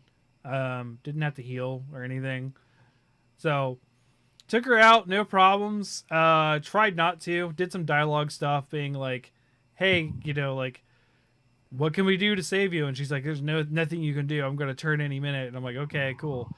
So then we get to talking to the The Arachnite Queen. yes. I let her go. I let her be free. And Even Renegade Shepherd let the Arachnite Queen go. so For me. I do believe it's either that or getting Rex not to kill me. One of those two events put me at full Paragon. Probably both. So remember how I told you that I finished Mass Effect playing as a renegade, but I had full renegade and like 75% Paragon because I also did not. I renegaded Rex into staying alive, which put more into my renegade. But I Paragon saved the Arachnite Queen, and it gave me a ton. Plus, saving the colonists from the Thorian pushed me to like almost full Paragon as well. Okay. So, I was surprised by letting the queen go, how against it the council was. And Oh yeah, but fuck the council, man. I was starting to think like I think they were the good guys to begin with. They were just a little harsh because they, like, you don't understand. You're human. You're so new to this. Da da da. And I was like, okay, I get it. You just don't trust us quite yet. I get that standpoint. But then when they reacted like that, and then my dialogue options were all just like all three of them were just like shut the hell up kind of deal. Like I made the decision. I was like, oh, okay, well, I guess I'll go with it was my decision and I made it kind of deal. And You just wait. The council, okay, big Mitch McConnell energy.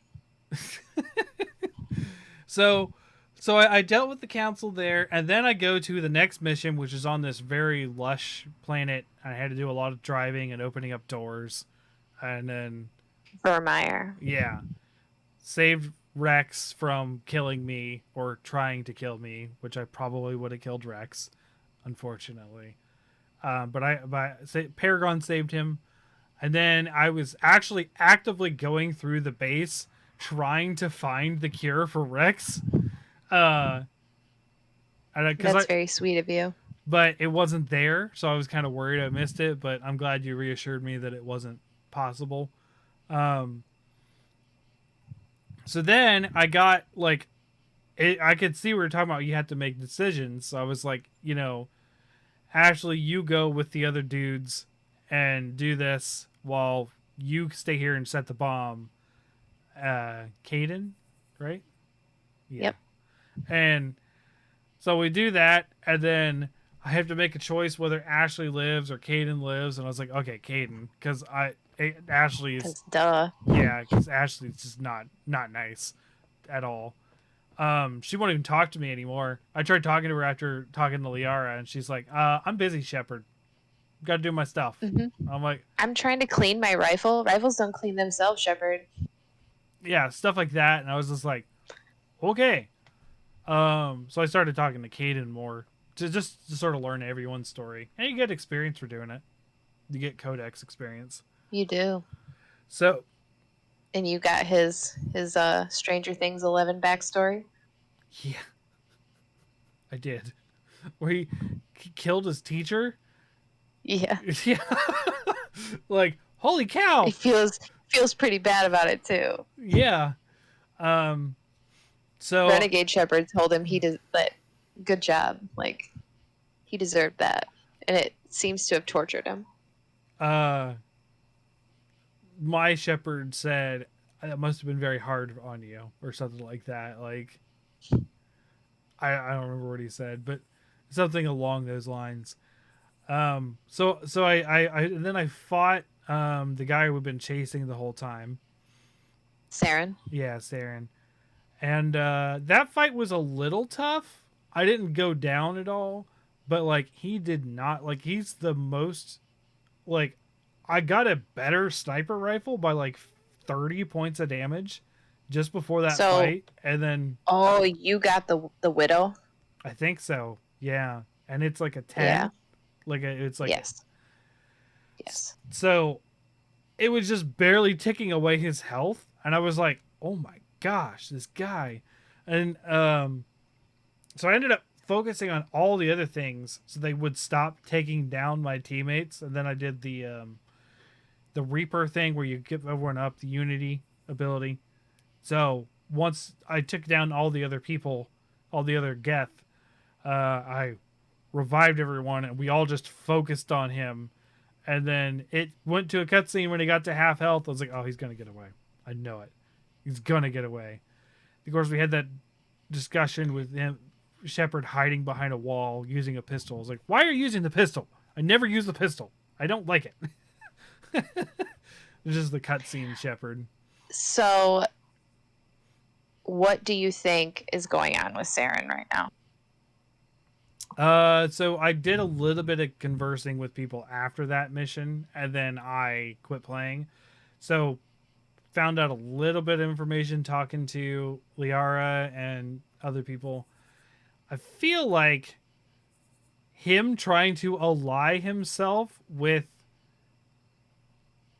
the Reapers is kind of what Shepard's saying of a futile attempt, because they just don't like living things, period. So I feel like he is there's a show, he is such a used tool by them to just sort of like, and I don't even know why. They don't even need him. But like he's just trying so hard to impress them by like doing their job, but like their job is so much easier than he can do it that it's just like irrelevant. Oh my goodness. See, this is why I appreciate Mass Effect Andromeda, because you learn why the Reapers are using Saren. Like it all makes sense Oh, okay.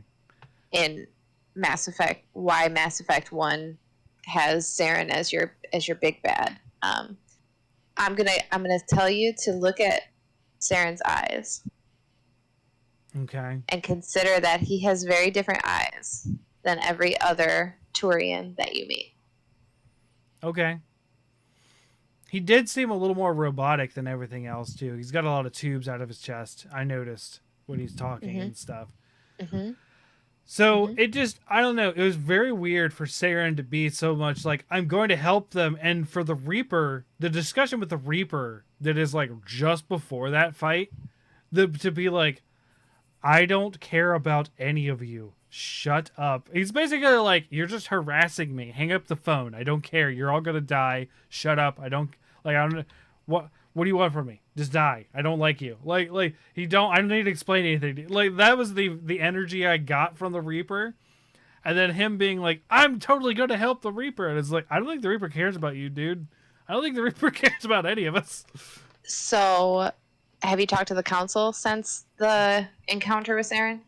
Yes, I have, and And they're pretty much like still apologists for it. kind of, yeah. They're still in denial about what's going on with Saren. Yeah, like it actually made Shepard pretty angry. Shepard's like, Yep. I have to make proof. So one of the dialogue options I picked is like, when are you just going to take me at my word for being a Spectre? And Yep.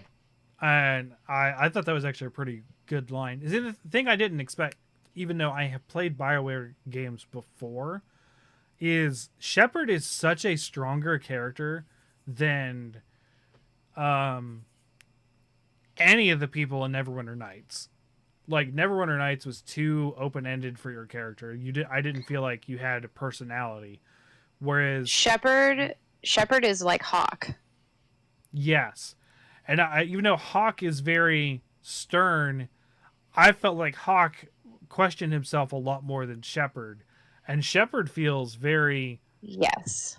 because like I understood like I like Hawk quite a bit because that's the one of the Dragon Ages that I finished up until whenever they do the remaster for a Dragon Age and I can actually play number one, I will because I did enjoy what I was playing until it locked up a bunch, um, but and I played two. I don't think I ever need to play two again, as much as No. No. maybe a I'm gonna story play 2 again though. maybe a story recap. Maybe if they do a thing where they release a trilogy, I'll replay it again just to continue the same character throughout if I can. Now I know you can't do that with Hawk, but there are things that affect.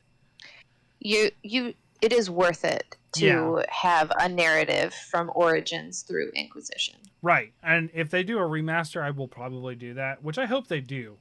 Um, and then I will probably play Inquisitions because my problem with Inquisitions was it felt dated. Is all. I think that Renegade Shepherd is a lot closer to Hawk than Paragon Shepherd is. Sure. Yeah. Um, but I think that in terms of the character being very confident in their decision making, the character being defiant in the face of the status quo, those that they have those similarities. Yeah. Yeah, I'm gonna say I played a lot of Neverwinter Nights. Didn't care about the story, but this one's pretty good. I'm glad I actually started Mass Effect One because You I just missed the I'm boat just so entirely. I'm so jealous of you right now because you're so new in the franchise that like all of these things are still secrets for you to discover. Yeah, pretty much. I will say the one thing that I'm frustrated about, and you and I talked about this last week, where I just can't complete some quests because some people are dead on Farian or whatever the planet is that the Thorian was on. Um Pharaohs. Yeah, Pharaohs. I have two quests I cannot complete that are pointing me to like literally on the map. It says Pharaohs right here. Go to Pharaohs, and I'm like, Well, I can't. I can't the complete them. the good news is because you're playing the level 30 cap system, Yeah. you'll hit level 30 without turning in all the quests. Okay. I'm not worried about the experience. I hate having a quest unfinished on my list. It's Yes. I that also that's hate what's that. bothering me. But Understand that. I can't finish it. So I'm not going to go for like completion trophies or anything on this playthrough. I For think I don't know if the PlayStation trophies are different than the Xbox probably trophies, but not. for the remastered version, Mm-hmm. I think you can get all the Mass Effect 1 achievements without doing all the side quests. Hmm. Yeah, but I don't want to play it on insane. I don't Uh I don't want to do that. mm, I've only beat Mass Effect 3 in Insanity, Okay. and that's a crowning achievement for me. Yeah, see, I'm not looking for this stuff to be difficult. I am looking to experience a story. Now, I'm okay with It's challenging. it's like it is and it isn't difficult because I think that by the time that you get to the end of the game, you have fluency in combat. And so Okay, it, but I don't want to have to struggle through it right now. my personal opinion is it's only a struggle until your character is at least halfway to level cap. Sure. Now, will I have to re-level between all three games?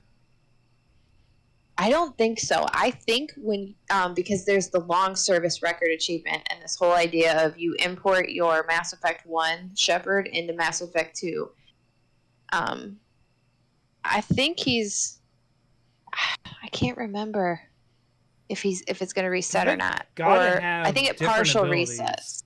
right? Because they gotta have different abilities between different games, right? Yes and no. There's ammo that is added to ammo types that are added to Mass Effect 2, and in Mass Effect 2 you have thermal clips. So you do have to manage your ammunition, which does add a layer of difficulty when you're not playing soldier class. Gotcha. Okay. We'll But see. I think combat is a lot better too. Well, I feel like I'm picking up enough steam on that where I've been playing it a little bit more because I hit sort of like a wall in Titan Quest that I haven't been playing it as much. I'm still playing it. I have finally hit that legendary mode that I've been talking about. So that it does like the traditional Diablo thing where the more difficulty you go up, the more your resistances are penalized. So you got to deal with like fire resistance and ice resistance and whatnot.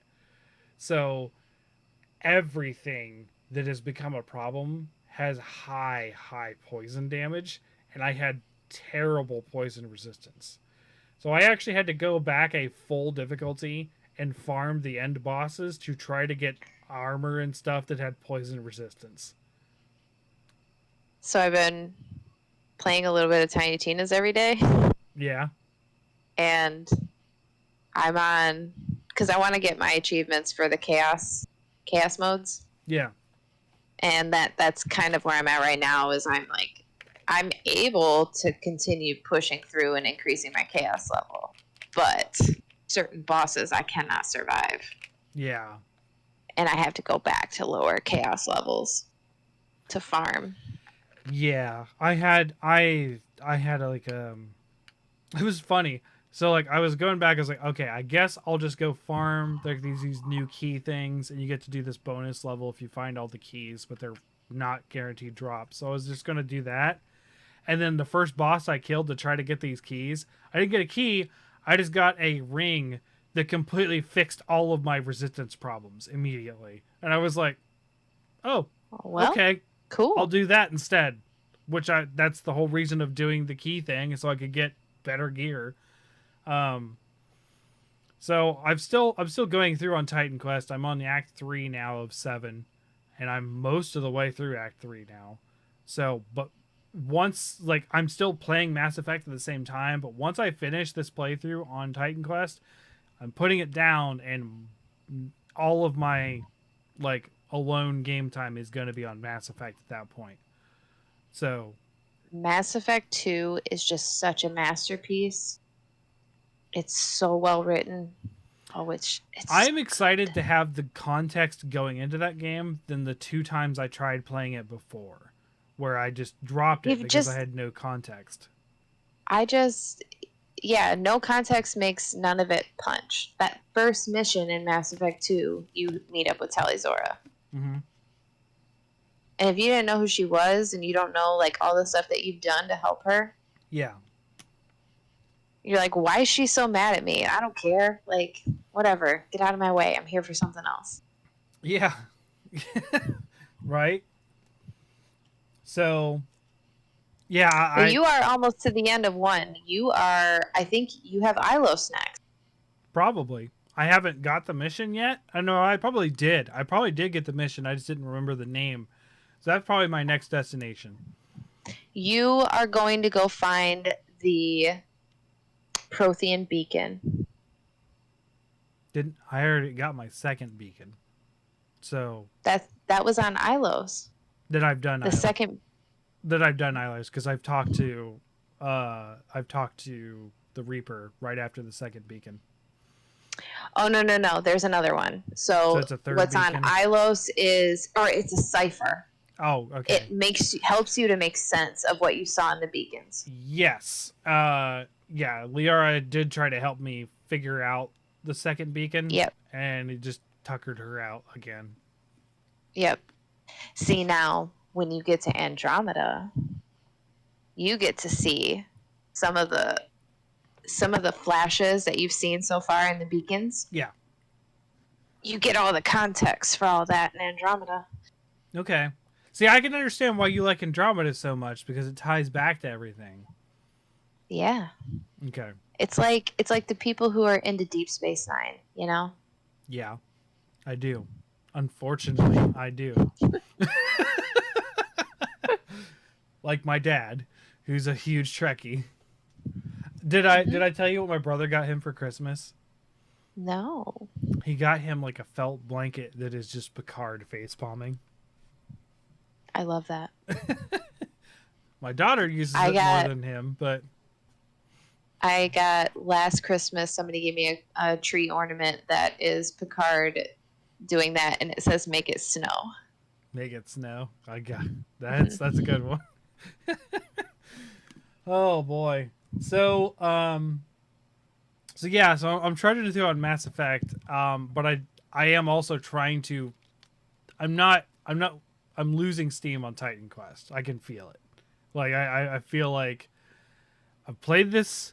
This is my third time through on this character, and it keeps track of your time. And at the beginning of Act 3, I was at 5 days and 5 hours played on this character.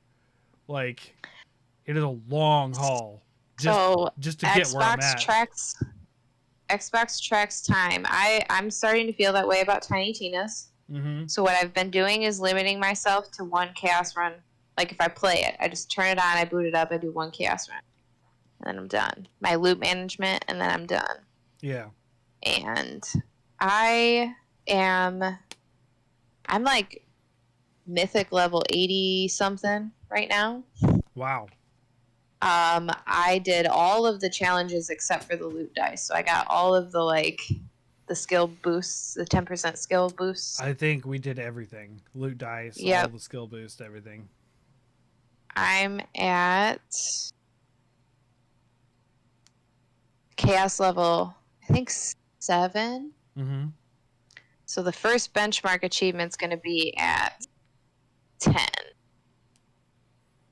And then I have a feeling that chaos level 20 and I are about to go round and round like Mad Moxie's Underdome. Okay. Yeah, it might be the point where I hang my hat up Gotcha. on Tiny Tina. Yeah, the only thing that's really keeping me going, because like my original goal was to slay the Hydra in Titan Quest, and I did it, and it was the big reason why I had to go back and farm poison resistance. I and it one of the cool things is it on your character to tell you your best monster defeated, and it's still the Lunarian Hydra. So that makes me feel good because it was like I did it. I did the thing. However, there is that act that comes into this expansion that I've never played. So that is the one thing pushing me through is I need to play that final act that I paid a whole $20 or $30 for that I have never experienced the content in and yet Then yeah, you need to finish that. I do. My Xbox tracker says I have played 4 days, 21 hours of Tiny Tina's Wonderland. Yep. Yep. Yeah, Ooh. I've been playing this Titan Quest character for about 2 months now, and I'm surprised how much time I put into it. But again, I've backed off of Monster Hunter pretty hard, so but Monster Hunter would have a lot of time on it too. We'll see, because I'm excited for this update. We're going to hear about Tuesday, but there's still things in Monster Hunter I got to do, but I have zero desire in doing it. Nothing. I don't see myself doing it right now. I want to just say that I did it, but the work is not there for me. I don't want to do it. So I've got a long list of games I want to get through because I just picked up another game, and I don't know if you've heard about this one, but this is supposed to be a alternative to Pokemon. Temtem. Temtem. No, I've not heard of that. It Looking it up. just got a physical release on Switch, but it's been on Steam. And it's supposed to be Oh, it's PlayStation 5 as well. yeah. It's supposed to be a good alternative to Pokemon. A lot of people seem to like it. So I've been trying some Pokemon alternatives. I tried Nexamon, which has a better art style than Pokemon, but I don't think I like the mechanics too much. Um, yeah, I'm seeing about experimenting with a bunch of games between Mass Effect games because I know where I can pick I up Andromeda once I finish. Heck yeah, you could probably get it in the bundle with Inquisition for less than $10. I already have Inquisition. I have been playing Saints Row as well. I got the Oh, new Saints Row. I didn't hear great things about it. I'm lukewarm on it right now. Yeah. I don't hate it. I I think in terms of gameplay mechanics, it's fine. Mm-hmm. It feels like it very badly wants to be Grand Theft Auto, like more Yeah. so than it's ever wanted to be Grand Theft Auto. When it used to have a very distinct identity. Yeah, it felt like, Cartoon Network Grand Theft Auto before, but now it feels like it got like a new face paint. It feels like if the Grand Theft Auto franchise went from San Andreas Mm-hmm. straight to 5. Like that Okay. kind of upgrade change. Okay. So that part I'm a little disappointed in, but it still does have a lot of the like cartoonish over the top stuff, Mm-hmm. slapstick humor, non-serious dialogue. Um, Okay. I don't care for the mini games so far. I That's can unfortunate. see that they're trying to upgrade the game to current generation. So like one of the new mini games is where you leave a bad Yelp review for a restaurant, and then whatever gang is protecting that neighborhood comes to attack you. And the worse review that you leave, the a higher notoriety you get, and the harder the fight is going to be. Hmm. So that's one of the new ones. But like what so far is gone, I don't know if it's totally gone because I haven't unlocked everything yet. I'm not super far in the story. But things like Escort is gone, Septic Avenger is gone, Oh. Mayhem is gone. Like all the ones that were just like really, really fun. Trailblazing is gone, Hmm.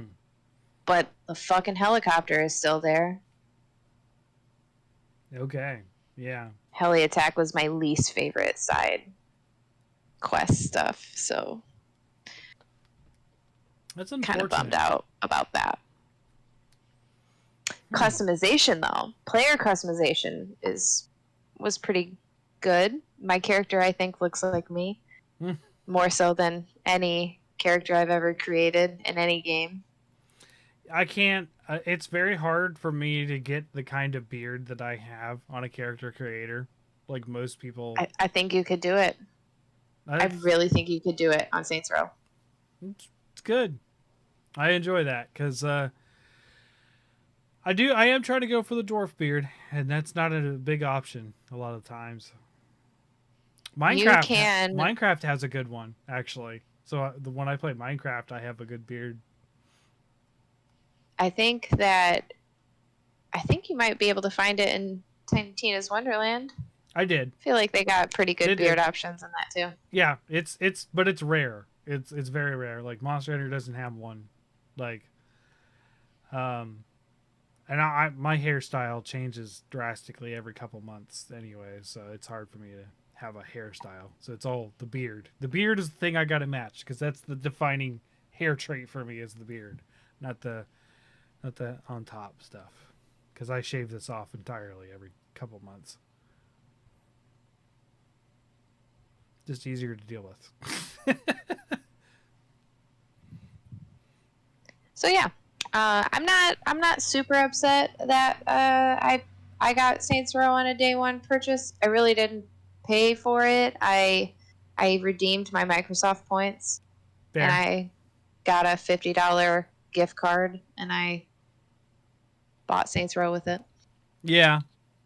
I I also has still been lightly playing Shovel Knight King of Cards, but I'm almost done with that too. I think I'm on the final boss. Like I just play that and I'm done. But that's something I can play on the Switch when I'm with the kids and they're engaged. So I'm not like strapped into playing something. It's my sort of casual play game on the Switch. So I think that Temtem is going to become that. So I'm going to be playing Temtem along with everything else. But I also got this new game called Cursed to Golf that looks really fun. Um, Cursed golf. Cursed to Golf. So you have to golf because you're cursed to golf. Okay. You're like this kid or this guy that does something and this ghost curses you to have to play this golf game with him. I really like fun golf games that they're like not realistic. The one Looks like Angry Birds. kind of, yeah. Um and you got to do like midair shots and stuff and angle the Yeah. ball different ways and that kind of thing. Um there's a really fun game called Golf Story that is an RPG golf game uh that was on the Switch like early into its life that I loved. And so it kind of reminded me of that a little bit. So whereas that was a top down, this is like a side scrolling golf thing, like a side scroll platformer golf game. Whereas the other one was like a top down RPG when you had to like solve people's problems with golf. It was, I don't know. I like golf in general, so like it's fun to have like the crazy golf games for me. So I picked up that as well. So I've got a long list of games to do after I get through Mass Effect and Titan Quest and stuff. And there's like big releases. There's not a lot left for me this year that I really am excited for. So I've just been kind of beating Tiny Tina, like, you know, with a dead horse. But I listened, like I said, I listened to the Bickering Bucks episode and it kind of reinvigorated my interest in Tiny Tina. I was about to uninstall it, but I went back and I've been playing a little bit more. okay, all right, yeah. Speaking about Bickering Bucks, we just released the one for Stranger of Paradise. That was a doozy. I will say, people, if you want to go listen to that, it was a fun episode, but we all nothing got above a 3. Like we all had a bad time with it. So I have a feeling we're gonna have a better game because we're doing Shredder's Revenge next. Which, like I said, I've already beaten it. I beat it with the girls already. Like with Emery actively jumping down manholes and off cliffs and stuff during fights and not helping. Fun. Whereas CeCe was actually really helpful and really good. Um, I've been trying to see if they're interested in Ninja Turtles in general, so I showed them like the old 80s live action movie. Zero interest. Like nothing. And I'm like, ah, but it's a classic. So we ended up. We put it on, I think, a couple months ago for the girls, and they didn't care at all. And I was like, man, I do not remember Casey Jones being this entertaining because I was a child then. Yeah. Yeah, okay. I can see I can see what you're saying. Conversely not attracted to April O'Neil at all to me. Oh, That not that she's a bad-looking woman, it's just like that 80s hair. I'm not into it. I'm just not into the I frizz. feel like people looked older than they were too. Yeah, sure. I just So I'm like, yeah, I mean she's a pretty girl, but like there's a point where like Michelangelo calls her like what a babe, and I'm like, really? Okay.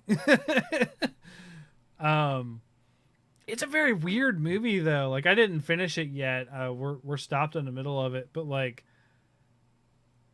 they have this like weird scene where like they're all hanging out with April for the first time, and they leave, and they show they had a good time. They're just showing them become friends. But then there's this like rom-com thing where she leans up against the door and sighs, and she's like, "Wow, I had such a great time." It's like, are you in love with one of the turtles now? Like, what is going on? Don't they ship Raphael with April? I don't remember. But That, then like there's the like Casey Jones and April. yeah, it's been a while. I mean, I own all three because I got them on a bundle, so I'm gonna watch them at some point. Now without the girl, I was waiting to see it with the girls, but they're not interested, so I'm gonna finish it myself. You gotta try to get him in with the cartoon. Fair enough. They just I don't know. I gotta try because like they really like the game. Like they were super into the personalities from the game because they're pretty close to the cartoon. Then the cartoon's what's gonna do it. Okay. I just remember liking the live action movie so much as a kid. Like, I remember liking him too, but I feel like it's because we watched the cartoon first. that is probably fair. And I used to have a Ninja Turtle sleeping bag and everything. Like I was into Ninja Turtles. That was like the thing before. That was my thing before Beast Wars. I didn't get into Transformers, but I got into Beast Wars. Oh. The we immediate were recognition into there. we were into Ninja Turtles. Yep. We were Ninja Turtle kids. So I think we've covered everything tonight. Mm-hmm. I will next week we should have both Ace and Morg back, and we'll be doing more them guessing Sasha's descriptions of monsters. Might get there a little more this time. I still haven't done it like continued with the other group of friends yet, so they're still interested to see what happens with you guys aren't caught up to them because they're going through the same sequence. So yeah, you haven't passed them yet, so they're not being spoiled if they watch. Well, if we put some time limits on guesses, we might get a little further. Yeah, I think we are. I think we said a minute, which I will time here on my phone. Okay. So yeah, we'll get some limit on the guesses. I'm excited to see some of your reactions. Some of the crazier ones are going to come up too. Like you've seen some crazy ones already, but there's some interesting ones coming up as well. I especially loved when you were describing the Brachydios as having 3 heads. Like that was so funny to me because they were so off thrown by it. They're like, what do you mean 3 heads? Of course those are slime emitting pounders. Who would think that? And I'm like, someone who hasn't seen it before. Duh. Like It's just what it looked like to me. and that's entirely valid. And that's why I like it because like it's so funny to see how someone who's sort of like indoctrinated into the game can't see outside of it. And it's so because like I can't, right? Like I see that immediate recognition. I already know what it is. I've already like recall so many memories of it. But seeing you look at something and being like, "Is that a head?" and I'm like, "No, but okay, let's do this." But go ahead, tell him what you think it is. Yep. I'm loving the chaos factor of it. It's so fun to me. So be sure to tune in next week, guys, for that. That's such a fun one. We actually that episode did pretty well. So we already broke 100 listeners on that one. So Good. it seems people are liking listening to them as well. So thanks everyone for tuning in. Be sure to follow us at HunterSubPod on Twitter, as well as here on Twitch. And then we also have a YouTube channel. I don't talk about this very often. It is literally just me reposting the stream that we do here for Twitch. So just saving the stream for later purposes. It did get some views. So like I think one of them had 4 views. A couple, like Not a lot of people do the YouTube stuff for this, but it's there. It's just Hunter's Hub on YouTube. I think there's actually 2 channels called Hunter's Hub, and I own both of them, and one of them says to come to the right one. So you'll know what it is when you see our little logo, which is just the white background with a brown sign that says Hunter's Hub.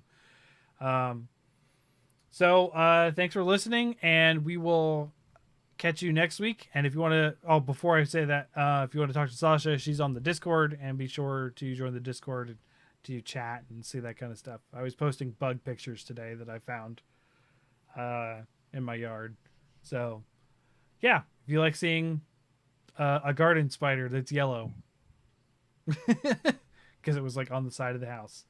All right, thanks guys. See you later. Bye.